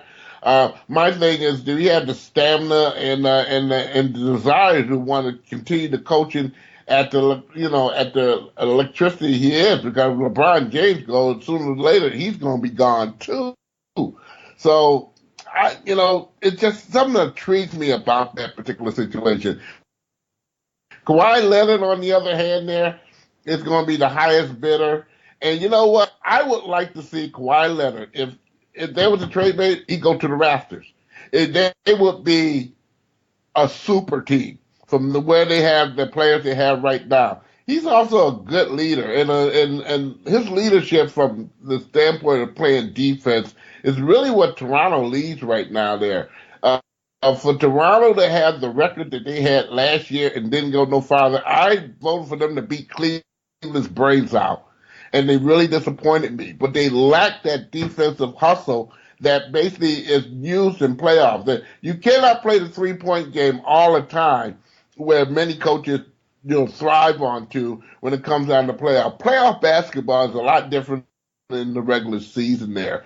And soon Toronto get adapted to playing defense and whatnot in playoff situations. That is a team that I kind of shiver on there because they got all the pieces in place. Their bench is fantastic. If they got a Kawhi Leonard on that particular team, that team can go, forget about the Golden State Warriors. Toronto will be the stop for a whole heck of a lot of doggone players there. Davis making Dave McCaig's day. Happy Canada Day early, sir. I'd say I pray that happens. That deal would be quite structured. You got to think of at least 2 or 3 firsts going the other way. Got to think of Valanciunas possibly go the other way. Some guys off their bench as well. It's definitely doable for the Raptors to do because they're very deep, especially with prospects. And that's exactly what Butch said. I think there's one guy or 2 guys in this league that can maybe defend LeBron. I can't believe I'm saying this, but Kevin Durant can guard him. But I also think Kawhi Leonard. If you put Kawhi Leonard on LeBron, the Raptors would get past that dinosaur killer and LeBron, and they'd actually march their way to the championship and probably dethrone those Warriors. Butch, we know you got to go. Let's get to your thumbs up and thumbs down for the week, sir. Thumbs up. It had to be the fighting match this past Friday at the Jack White Theater in the Masonic Temple. That was a extraordinary night there. It was a long night, but a very extraordinary night. Thumbs down to Showtime, who gave the doggone particular match, who did not feed the doggone media there, and had us going in a culture. I brought a doggone all-day sucker always in my mouth. Just to keep me going for those doggone. I didn't get home till 2 o'clock in the morning. I got down there at 6:30. That's a long time not to eat no food here. You know what? Showtime, you can do a better job. I've been to one of your fights before. You did us proud. I respected the same thing, and we got absolutely nothing. Not even a bottle of water. On Showtime. Come on. Butch Davis joining us on the round table. Butch, we're taking next week off for the 4th, so I want to wish you happy Canada Day and the 4th of July Independence Day. Have a great week. Stay cool down there. I know it's going to get blistering hot this week, and we will talk to you on Monday, July 9th for our next edition of the game here from the Wicked Sister. Yeah, you, Dave, Katie, EJ, all of you there and the staff there to run this place there, to run the asylum here, really have a great and safe, happy holiday to everyone and our fans as well.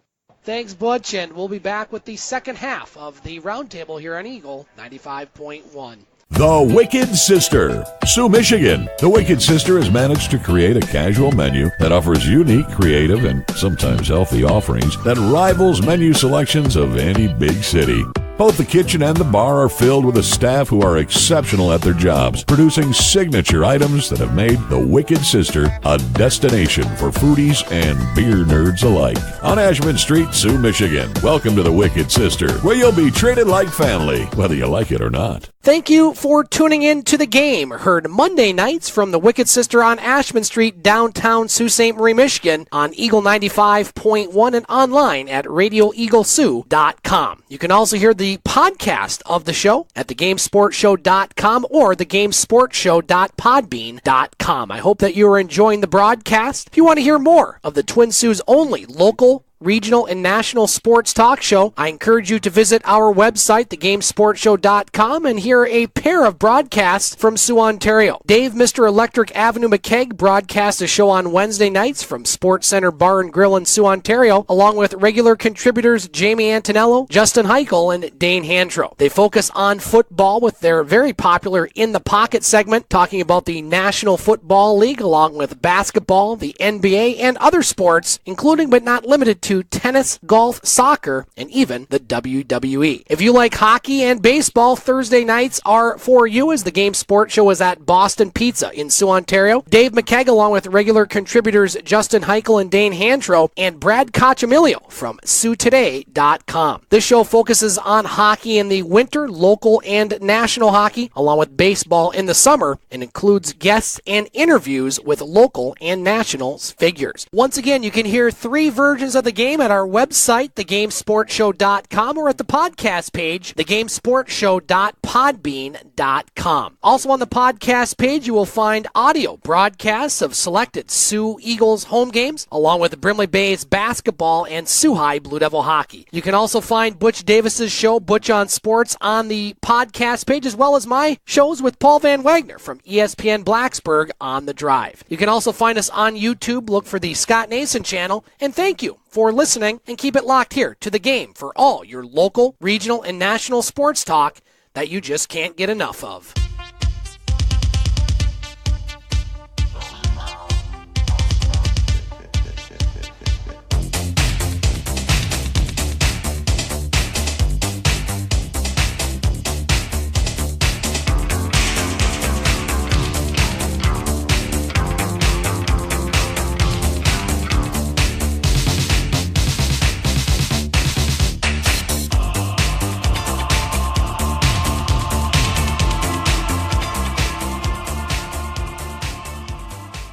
Welcome back to the game on Eagle 95.1 and online at thegamesportshow.com, thegamesportshow.podbean.com, or go to YouTube, check out the Scott Nason channel.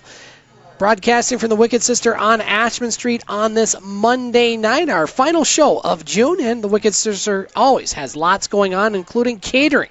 If you want them to cater your lunch, dinner, or event, you can do so. Just stop on in and talk to anybody here at the Wicked Sister. They will hook you up, or you can also call them at 259-1086. I want to thank Butch Davis for joining us. Butch will be back with us on our next show on Monday, June 9th. And we're joined once again here at the Wicked Sister by Dave McCaig to my right, Katie Wollan to my center right. Thanks for joining us. This first ever Katie's Roundtable, Dave. First ever. No, first I was time. with you guys one time. Oh, okay. It's my first time. I swear to God. That's her second ever round table. And, well, we have lots to discuss. We're getting about a half hour of the show, so this is the second half of the portion where we just talk about sports. It's what we do. That's what our show is all about. We have information, opinion, comment, and like to throw some humor from time to time. So, David, it's your turn as far as what you want to bring up to the round table. We talked a little bit about it tonight, but we haven't really gotten too much into it. I think I know what you want to talk about. You know where I'm going. The NHL Draft. Katie, I'm excited to see your comments. I'm sure I don't have many. Katie's going to maybe take a pass. I believe in you. I believe in you. We had a big talk on it last night in our special edition of the Game Sports Show, Boston Pizza, which we have had some issues uploading, so we're a day behind. That's yours truly. It's fault with not fully understanding how to upload into computers. You know that's happened a couple times to our show. Yeah, here, it does. It does. But that's why I recorded on my phone as well at the same time. Always have a backup plan. Always have a backup plan sometimes. But we talked about it yesterday, myself, Brad, and Justin, and we had it was 48 minutes with that second part of the show. And we didn't want to do any commercial interruptions. We were talking about because there's a good flow going on. We were talking about the NHL draft. We talked about winners, losers of the draft. We talked about players that got picked. We listed off who all got picked. We talked about Rasmus Sandin going to the Toronto Maple Leafs. Sault Ste. Greyhound. Great pick. Not surprised that Dubas went that route. Couple Greyhounds. I was actually think the steal of the draft was at number 30 with the Red Wings. Joseph Valeno. I think that is the biggest steal of the draft. Wings did great. Yes, they did. So did the New York Islanders with Noah Dobson. I'm a big fan. So is Brad. So is Justin. I think we all are here on the Game Sports Show. We're big fans of him. And I know there's fans that aren't happy about Montreal's pick. And I know I was an individual that felt that the Montreal Canadiens took their pick based on need. How do you say his name? Jasperi Kotkaniemi. Very good. Nice. I was butchering the last names last night, though. I'm not going to lie to you. It was a struggle. But, they picked based on need, and Brad brought up a good point that you do not pick on need when it comes to the draft. You pick based on talent. Yep. Because that's what the Wings did. Yep, that's it. You think if the Wings would have picked on need, they wouldn't have picked Philip Zadania. They probably would have picked Evan Bouchard. Yeah, defensemen. They need defensemen. Exactly. And they did get some later on. They did. Pretty good ones, too. You pick based on best talent available. And when I did say that Montreal did pick on need, and that's why they went, because they're desperate, and I think Mark Bergeron's just digging himself a deeper hole. But my overall topic that I'd like to discuss is just discussion about the NHL draft, who you thought were winners, losers, and analysis of that draft. Well, you mentioned a couple winners there. We talked a little bit with Butch about the Detroit Red Wings, and going into the draft, we talked about it last week. Defense. The Wings need defensemen, and they do need defensemen. But when Zadina fell down to 6th, many people thought he was the second best forward. Some people thought he was the best forward in the draft. He's a guy that can contribute immediately. I mean, you look at him and, look at who they got in their first round last year, Michael Rasmussen. Put him on a line with Zadina and Giovanni Smith. Got a pretty good young line there for the Wings. They need goals. Everybody needs goal scorers.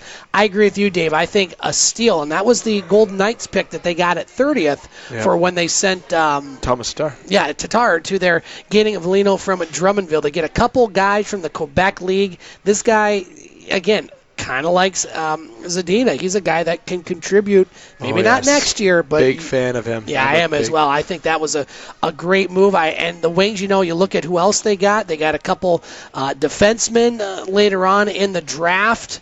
And they got some goaltenders as well. I mean, they did very well, and they had to do well because they haven't had a lot of draft picks. They haven't had a 6th pick in I don't know how long, and they haven't had that many draft picks in one draft in a long time. So I think the Wings were clear winners in the draft. Obviously, the Buffalo Sabres, didn't matter who they drafted after number 1, they're going to be a winner getting Dahlin. I mean, is this guy a Lindstrom? Maybe. I mean, he's good. He's going to play, and he's a generational talent. That's what I was looking for. So I think you got to give Buffalo a lot of credit. I mean, it was a no-brainer. Yeah, I mean, it was the easiest pick as you're ever going to see. I think Carolina did it very well in getting Shevchenko over the gentleman that you mentioned at 3. I mean, this is a guy that, they need scorers. They just had a blockbuster deal with Calgary getting some players, and so I think Carolina did very good in their draft. I think the Panthers did pretty good in their draft, getting Grigory Deshchenko. Did I get that name right? You did. You actually nailed it. Yeah, he at 15th, a guy that could contribute right away. And then getting Sarah Noel in the 2nd round was a great pick for Florida. I think their fans got to be pretty happy. I like what you said about the Islanders. I think the Wings and Islanders probably had the best draft of the teams. Getting Oliver Wahlstrom at 11. Oh, steal. This is a team that's probably going to lose Tavares at some point. Losing him. And then getting Dobson at 12, the defenseman that you mentioned. Big fan. I am as well. I think the Islanders did well. Those are the ones I had. Vancouver, I think, did okay as well, just because they got Jet Wu. I mean, that's a great name. If nothing else, you got a guy with a great name, so I think they did well. I like what the Leafs did, getting Sandin. Teams I didn't really have a whole lot of losers as far as that. I think Calgary, fact that they didn't have any picks there early, I think, helped not having a good draft there. Good trade, though. As far as a very good trade right there. Yep. I really didn't have a whole lot of losers, Dave, looking at my list. Nashville, again, you have a good team, but you don't get a lot of draft picks, much like kind of Winnipeg. Unfortunately, when you get good, you don't have those options, or they've traded away. So those would be teams, not the fact that who they drafted, just the fact that they didn't have a lot of picks. So They definitely didn't. double thumbs up to the Wings and Islanders. I think they had great drafts. Buffalo as well, Carolina, and Florida. Those are the teams that kind of stood out to me. Katie, NHL Draft, a lot of Soo Greyhounds. We mentioned this day before we get to Katie's comments. The Soo Greyhounds had 3 players picked in the draft. The WCHA, where the Lakers play, had 2 the entire draft. Wow. So, I mean, and technically you could say 4 even, because of Rasmus Kupari going to the Kings. Kupari, you're right. So, technically. And that's no slight on the WCHA by any stretch, but it shows the strength of the OHL. I think 36 players drafted in the OHL. I mean, and that's How many in the top? I think top 50 was, I think, almost 25. Yeah. And that's why when you go see those games, just the level of play. Yep. And I do want to add, I'll ask a question to my roundtable portion, but Katie, NHL Draft, any interest? No interest. Moving on. It's not that I don't have an interest. I just don't know about it. So maybe one day I will know enough about it to talk to you hockey heads about this topic. But Katie, we're lucky here in Sault Ste. Marie to be a part of this Greyhounds team that was awesome last year. They had first and second round picks from the previous drafts. They get 2 first round picks this draft, and it just shows that the pipeline to the NHL does run through the SR Center in Sioux, Ontario many times. I actually have never seen a game there, so road trip. Yep. But now it's the GFL, GFL Memorial Gardens. Yeah. It's the new name. Oh. Green for Life Memorial Gardens. Wow. Now it's not the SR Center. Breaking news here. Yes, that's... what is it again? The GFL Memorial Gardens. Okay. That's what it's called. I like the Green Memorial for Gardens Life. part. I do. See, I wish they would have just kept it the Gardens. Let's just keep it the Gardens. But even Tavares, when you want to go to... You mentioned Tavares, maybe think his 5 teams were listed today that he's meeting with. And there's 1 or 2 extra on the phone. The teams have been announced for Boston, San Jose, Tampa, Dallas, and of course, they said Toronto. Yes. And they're meeting in LA today. They met today. The other 2 teams on the phone, Vegas is supposedly one of the teams.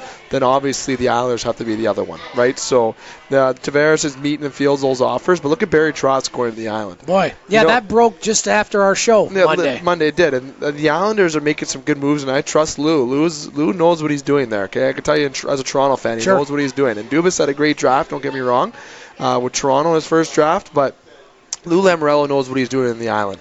And you know what? He doesn't care if he loses John Tavares. He doesn't. That's how he is. If he doesn't want to pay him a certain amount, he can leave. Because you know what? There's a lot of players that are available, and I can guarantee you that Bozak and JVR are going to be New York Islanders by the beginning of next season. I wouldn't be surprised if they recruited Phil Kessel from the Pittsburgh Penguins. Okay, to try to reunite that line that Toronto used to have. So Lou Lamoriello knows what he's doing there, and the Islanders, I cannot believe the good draft that they had, the direction that they're going in, and they must have did something to Barry Trotz. Yes, they opened up the wallet, mind you, but there's something that we do not know that the Islanders are doing. Okay, strange decision there. There's something going to Barry to leave a Stanley Cup champion Washington Capitals, and even John Tavares. How can he leave the Islanders now?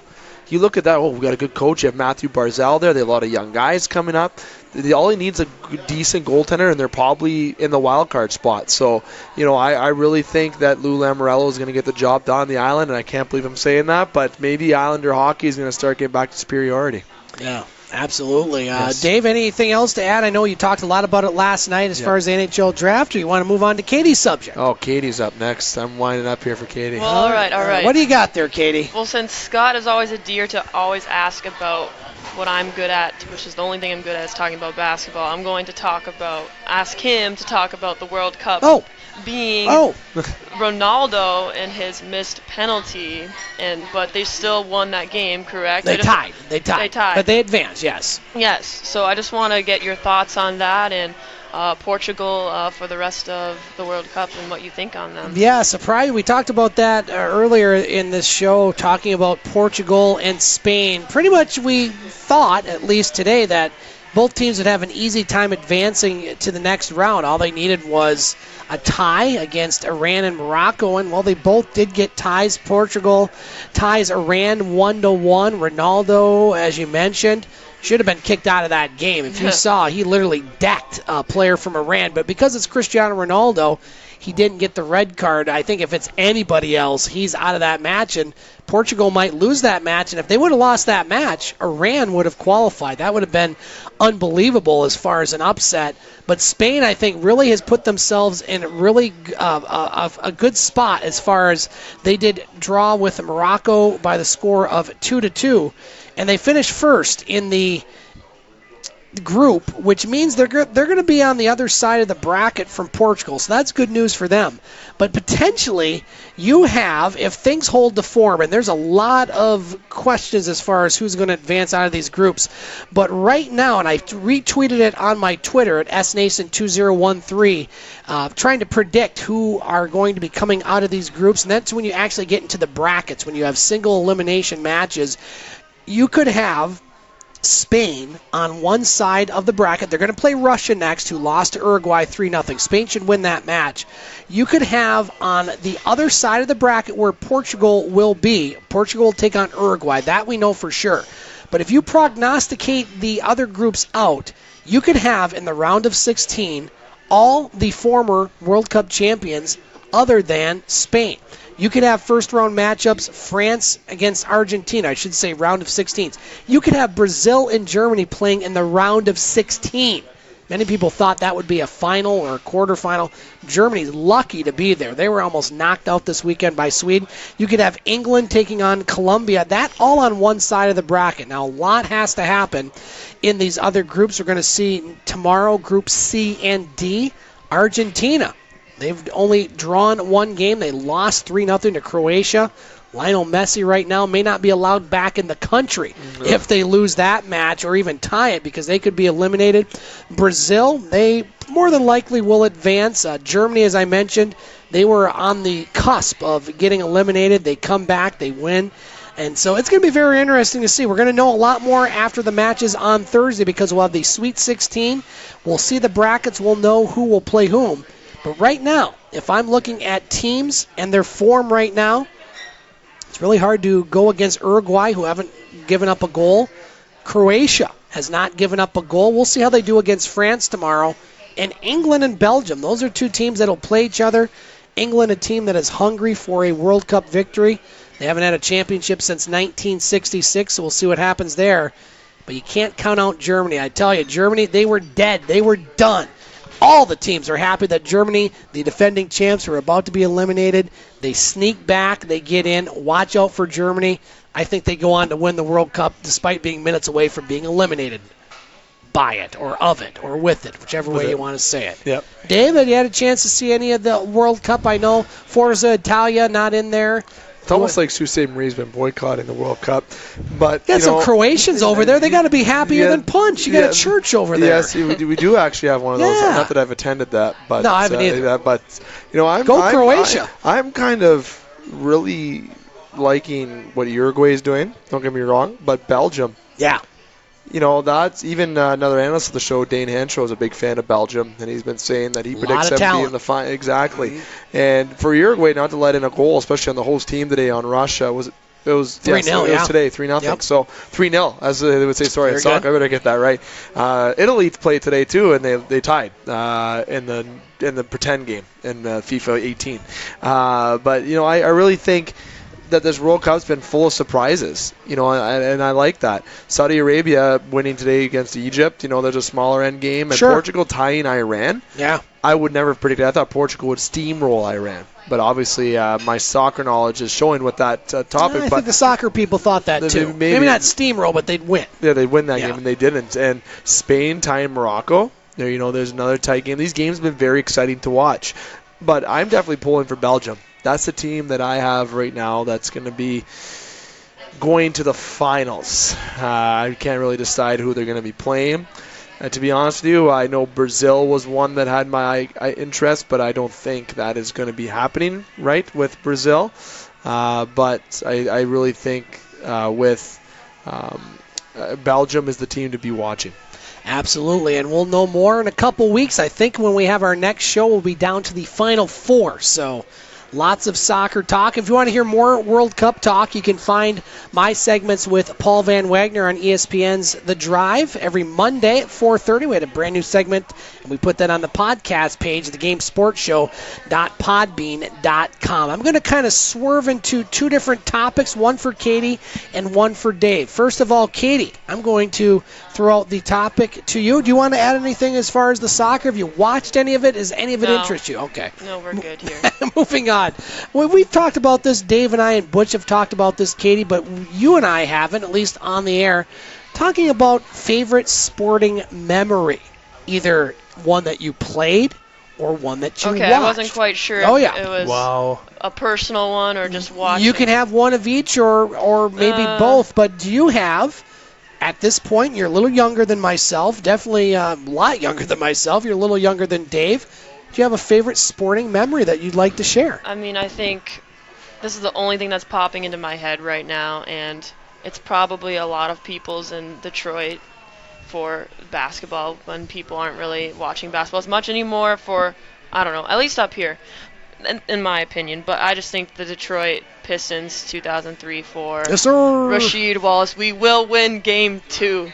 You can write it on the newspaper, or I don't know what he said, front page, back page, we will win Game 2. I don't know. It's just something that always sticks in my head, and that's probably one of my favorite sports memories because that team was not really they were just like a mediocre team turned into one of the best teams. Nobody gave them a chance against LA in that series, and they sweep them. Oh, and then of course they win in 5, excuse me. Right, and of course I got to add in Prince's amazing sprint to block. Who was it? Reggie Miller, Indiana. Yep. Was that Game 6? I think believe, so, in the Eastern Conference Finals so that year. All of that put together is like my favorite sports memory, I would say. I know, Dave, we've talked about this before. Do you want to add one as far as one?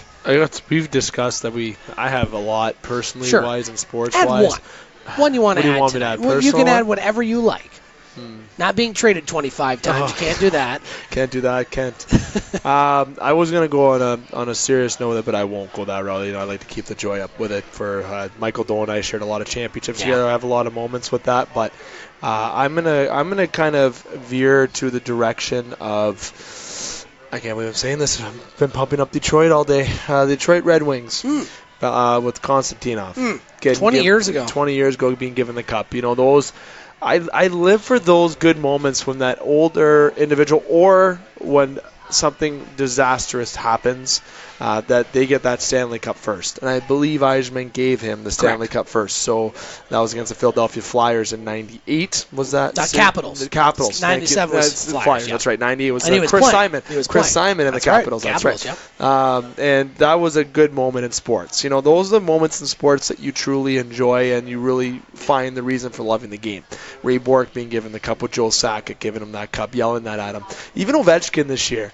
The tears, the excitement in his eyes, yelling Backstrom over, Backy, get your bleep over here, let's lift this cup up together. And, I still think he's still partying with that Stanley Cup. He's still hungover. Yeah, exactly. Or maybe he's not hungover, he's still drunk. Exactly, but still in general, just those Stanley Cup celebrations. And the big one that sticks out for me, this makes me love the game so much, and the reason why I love the game is when Eichmann gave it to Konstantinov. Those are the reasons why I love the game. That's why he's truly one of the best leaders in the game, too, is Stevie Y. So I'll go that route for favorite sports memory with that. And then there's so much more I can share, but we don't have enough time on the show because we do talk a lot. And maybe we'll save my next one for the next time we talk about this. But wait, Dave, now we need to get Scott's favorite sports memory. We can't forget that. Well, I was going to do a couple of my first sports memories here, being that, my youngest son will now be turning 10. I was 10 years old when the Detroit Tigers won their first World Series. Wow. In my lifetime, in 1984, it really wasn't a surprise. I mean, they came out of the gate 35-5. It was really the first sports season I followed closely because we got more games on television. I remember going to Sugar Island, a place where our good friend Don Supa, who was part of that generation, I know he's a big Tiger fan. He has a house on Sugar Island. He used to go there during summers with my grandpa. I remember listening to the games, playing cribbage with him, fishing during the day, playing penny poker with my grandma at night, and listening each and every game on the run. And I remember I was playing hockey. I think I was in Pee-wees or Squirts. I don't remember which one. It was Game 5, which started at 5 o'clock, which was a kind of an odd start time for a World Series game. We begged our coach. I'm playing house league, mind you. None of us were going to the Stanley Cup or even to the NHL, but we begged our coach, can we please end practice early so we can watch the game? I remember getting home. It was when Kirk Gibson hit that home run over against Goose Gossage. The Tigers win that series 4-1, and that was really the first sports memory that I had as far as a team that won. One of my first sports heartbreaks definitely was one. I was 13 years old. The Detroit Pistons, this is a little before your time, Katie, when they were making their first run before they won their championship in 1989. This was during the Celtics' heyday, when the Celtics and Lakers were getting to all the finals, and the Pistons were up and coming. They had Joe Dumars, Isaiah Thomas, Bill Laimbeer. Dennis Rodman was normal before he was solving world peace in North Korea. And the Pistons were playing the Celtics, and it was Game 5 in Boston Gardens, a place that the Pistons never, ever, ever won. And they were up 1 with the ball. 3 seconds left. They're going to win Game 5. They're going to come back to the Silver Dome back then before the Palace, win Game 6, advance to their first NBA final. And if you remember the call, now there's a steal by Bird underneath the Paris. DJ lays it in. Oh, I'll never forget Johnny Most doing that call. I cried my eyes out in my room that night. I was so devastated. The Pistons end up losing that game in 7 and that series in 7. So those are a couple of my early sports memories. I was a little too young to remember the Miracle on Ice in 1980. I was only just in kindergarten in that one. Kindergarten. But I remember my parents talking about that as well. Dave, I wanted to add one other topic here before we get to our thumbs up and thumbs down for the week. Mentioned Don Supa. He wanted to know, and we talked about this before we went on the air tonight, the Soo Greyhounds next year. A lot of draft picks.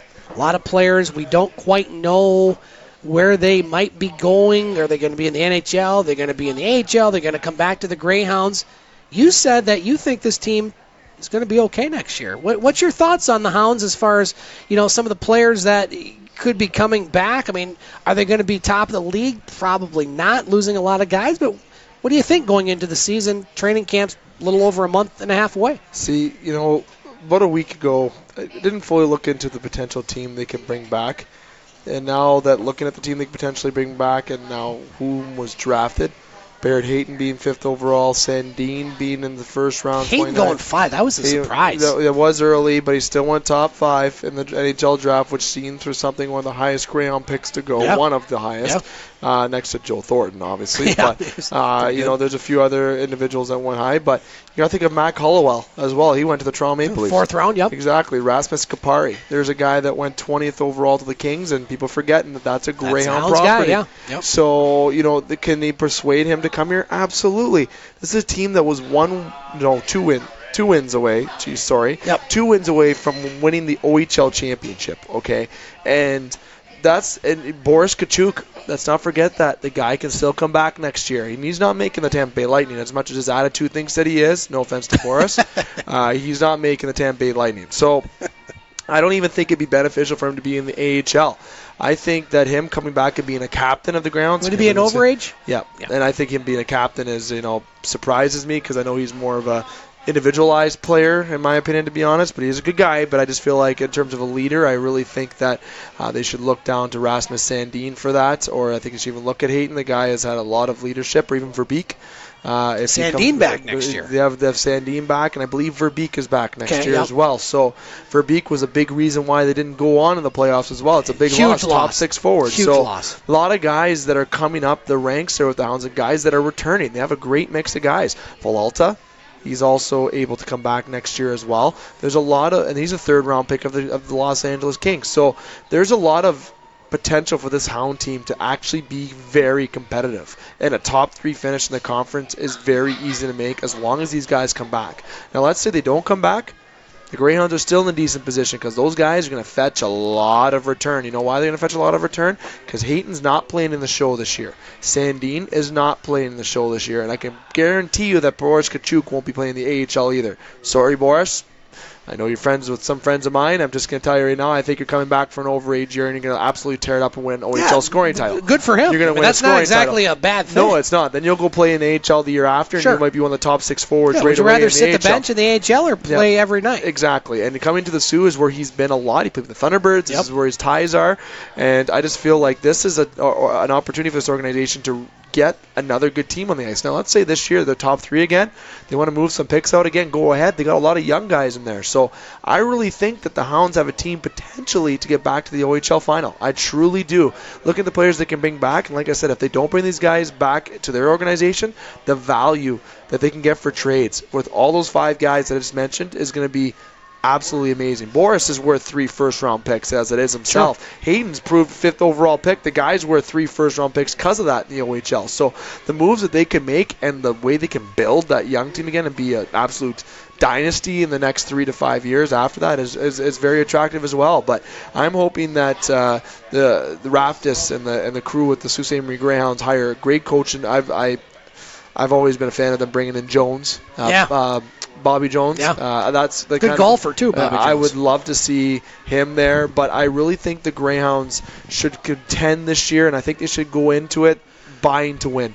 I really think they got to go into it and say, you know what, we're going for it one more time this year. And that's what the fans should expect, is a team that's going to be competitive and a team that has a chance to get to the Memorial Cup again. Yeah, we definitely will be involved with the Soo Greyhounds next year, a little more than even this year. Looking forward to hockey season already. Absolutely. Be the end of June. Get some extra media passes now for those That's games right, throughout the season, baby. Thank you, Jerry. Yeah. Let's get to our thumbs up and thumbs down for the week. Kenny, we ladies first, so we'll give you honors. Any thumbs up and thumbs down? Okay, I do have a thumbs up. The thumbs up is actually to Leandro Ball, if you guys know who he is. No, of course. Oh, come on, no. Big baller brand, I know. Love it. And the reason why is actually because he wasn't drafted in the 2018 NBA draft.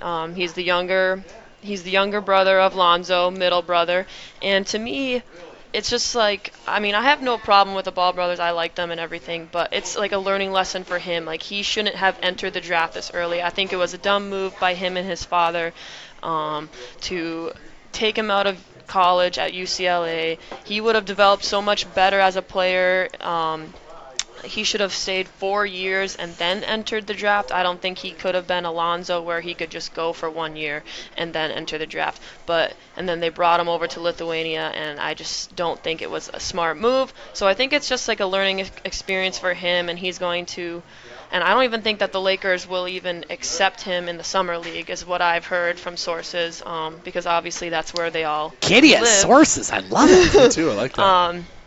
But so that is my thumbs up, and the thumbs up also along with that is just like the NBA team's not like cashing out like on a well-known potential star just because he's a Ball brother or just because of all the hype and the fame around him. So I'm glad that the NBA decided that. And as for my thumbs up, my thumbs down is the Detroit Tigers, which we were talking about earlier. Tough week, Dave. They're on a 5-game losing streak. 6 now. Oakland just beat them today. 6-game losing streak.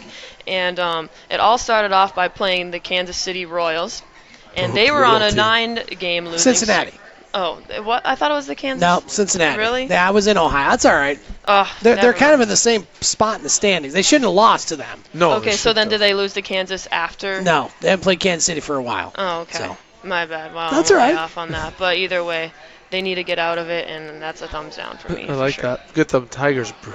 Just kidding. That's right. Like we were, talking about great things about them, and then they do that. Nah, we jinxed them, Katie. That's what it is. I'll give my thumbs up and thumbs down. Thumbs up to both the Detroit Red Wings and Toronto Maple Leafs having good drafts. Especially the Wings. I'm excited about this Wings team. Jeff Blashill, head coach, he's got a big year ahead of him.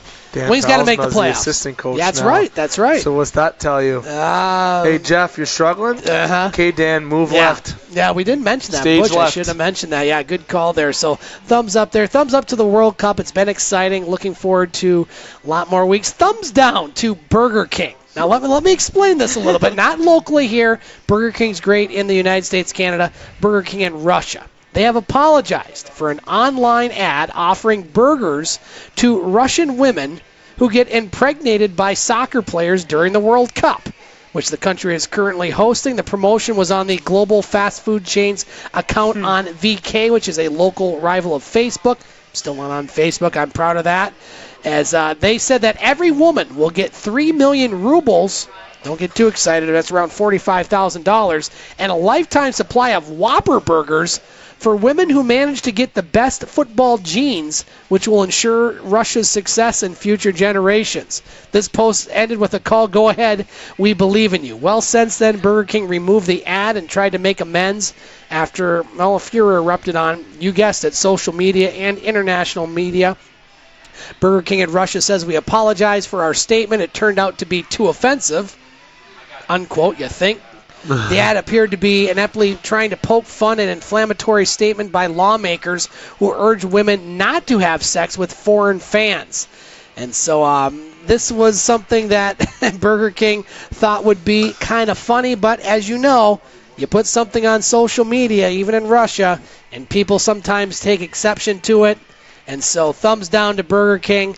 I don't know if you want to encourage that, but, hey, to each their own. Very nice. Borat. He's a Kazakhstan. Yes, very good. Sorry, very Russia. good. That's an offense. Best movie by that one. By Sacha Baron Cohen. Yeah, that one. Or you could go with the brothers Grimsby too. Okay. Did you watch that one? No. Forget the other actor's name. It's pretty inappropriate. Did you like The Dictator? Did you ever see that one? Oh, Aladdin! Yeah, I thought that was pretty good. What was the one where he was the figure skater? Blades of Gold. Or no. He was Ricky Bobby. Talladega Nights. No. The Borat guy. What was that? He was a figure skater? No, he was. It was. He was in Talladega. Bruno. He was the fashion designer. Oh, Bruno. Oh my God, so offensive. Have you seen that movie? Oh. Wow. Dave McCaig, your thumbs up and thumbs down for the week, Bruno. Not Bruno Braganolo. We don't find him offensive. No. The movie we found offensive. Ricky Bobby. Oh my goodness. Dave, your thumbs up and thumbs down, sir. You know what? For the thumbs down this week, I'm going to say none. I got 0 thumbs down this week, Scotty. I have no negativity. You're all positive. Thoughts. Wow. Positive thoughts. Actually, I have no negative this week. The positive side of things, I'm going to go with, I kind of stealing your thunder a little bit, but I'm going to go with the Toronto Maple Leafs in their draft with Kyle Dubas. It was a great draft, my friend, Sault Ste. Marie native. GM, my favorite hockey team. I envy your job the most in this world. I called him Kyle Raftis earlier, but it's kind of the same guy. The things I would do to get his job are absolutely insane. Isn't that great? Oh, my God. Good for him. Was he 30? 32. Wow. The guy's running the Toronto Maple Leafs. What am I doing wrong? Good for him. Well, I guess we're doing things right. Our show's amazing. Fantastic. We're actually doing event when you think about it, but we're living the dream. And if I had to go with another thumbs up here, I'm going to kind of go on the side of one that you forgot to mention, Darcy Botterill, my friend. Oh, yeah, but jeez, tell me more about him. So he mentioned that Scott has the voice of a true quarterback. Of a true quarterback on the show. You're going to say a voice of an angel. A voice of an angel. I don't know if he said that, though. But I hope he did. Kind of weirded me out. Voice of a true quarterback on the show. Sounds like a true analyst and a true heartbeat. So my thumbs up to you, my friend, because you're fantastic and you do a great job for the show. A little surprise and love for you. And Katie, good job on your first round table. Well, thanks, Dave. So giving you two the thumbs up. Flattery gets you everywhere on this show, Dave. I totally agree on the Scott thing. Yeah, really, though, right? Like how just beauty, smarts. Oh, wow. He's got it all. All right, I'm blushing. Let's end the show. I want to thank everyone for joining us here at the Wicked Sister. I want to thank Butch Davis from the Telegram News and Butch on Sports, Katie Wollan, and Dave McCaig, and, of course, our good friend Scott Marble, who's celebrating a birthday tomorrow. Celebrating a birthday tomorrow. That's awesome. And you know what? I think he's young, 40. No, we won't go there. 22. We won't go there. I keep telling him, I keep trying to catch up to him, and every time June 26th happens, I can't catch up. He keeps passing. Yeah, it's 22. He's younger than I am. Exactly. Let's get real. You know what? Today I should mention quickly before you sign off the air. I'm having a big meeting tomorrow for the show that there might be a little beverage of the Game Sports Show being released to the public. Oh, and Sault Ste. Marie, little teaser, big meeting tomorrow with that, so I kind of want to tease that. We might be able to send some announcements by our Wednesday or Thursday show this week, so make sure to keep a ticker on that. Well, Dave, we're not going to be doing a show next week. Our next show here at the Wicked Sister will be on Monday, July 9th, but I want to wish you a very happy Canada Day on Sunday. Smoke them if you got them. And Katie Wollan, want to wish you a very happy 4th. Yeah, that's right, 4th of July. Independence Day here in the United States. Dave, we know you're going to have more shows from the Sioux, Ontario side on the website, thegamesportshow.com or thegamesportshow.podbean.com. There you can also find our shirts. Oh, baby. We've got a lot of people. I got Paul Van Wagner wanting a shirt down in ESPN Blacksburg. Perfect. We got to get Butch Davis's shirt along with EJ and Katie. How does one go about getting the Game Sports Show shirt, which was in my wash again? Because I wear it over the weekend. Did you? That's good. You wear it a lot. So I had a friend who wore it in Ottawa, and he was getting asked about it and using the hashtag, and he was promoting our show in Ottawa. I like that. Do you have the cutoff shirt for guys? Oh, we saw that in Rocky 3. My boys are still scarred from watching that. Oh, he was ripped in that movie, though. Yeah, but you don't want to see a guy in a half shirt. I don't care. I don't want to see a guy in any kind of half anything. Not even me? No. Oh, come on. No half shirt guys. You should see my gut. Jesus. You get a shirt. We go to our website for www.thegamesportshow.com. Go to the merchandise portion, and when you click on it, you can observe a little nice description of the shirts. They go to the Game Sports Show SSM@gmail.com. You state how many shirts you need and the sizes of those shirts. And payment, we can do cash upon delivery. We deliver for free in Sioux, Michigan, and Sioux, Ontario. Or we can do an e-transfer to myself or yourself, Scotty, whoever they feel comfortable going to give that e-transfer to. You can also reach out to myself, Scott. I'd like to throw Katie in this as well. Jamie Antonello, Dustin Grondin, Justin Heiko, Brad Cochamilio, Matt Primo. You can reach the cast out, or even through our Boston Pizza page or Sports Center page. Just a message that you want a shirt, and they'll get you in touch with myself. We have a new batch of shirts that just got picked up tonight that I picked up. They're freshly in. They're ready to go. We have a lot of them that are on hold already, so they do go quick, and I do get them pretty instantly, though, if we are sold out of your size. So do not worry if we're sold out of your size. Tell me what you need. I'll have it within your doorstep within 72 hours. And Dave, we were going to mention this on the next show, but you know what? We're going to break some news here on the game. The lovely lady to your right and in front of me has a new position at Eagle Radio. She is now one of our sales reps. Yeah, baby. Starting on July 1st. So congratulations, Katie. You've been involved in the station from a long time as far as board opting and other color commentating. Awesome. This show. Now you're going to be doing sales. Congratulations, and looking forward to working with you even more. Of course, Scott, it's going to be great to see your shining, smiling, bright face every day. I thought you meant top of the head. I've been using Rogue Game. No. I was thinking stuff works, man. I was thinking we can give her some shirts now to sell. I think so. Test that, I would market totally out. do that. That's going to do it here from the Wicked Sister. Again, we're taking next week off due to the holidays. We'll be back here on Monday, July 9th for another edition of the game here on Eagle 95.1.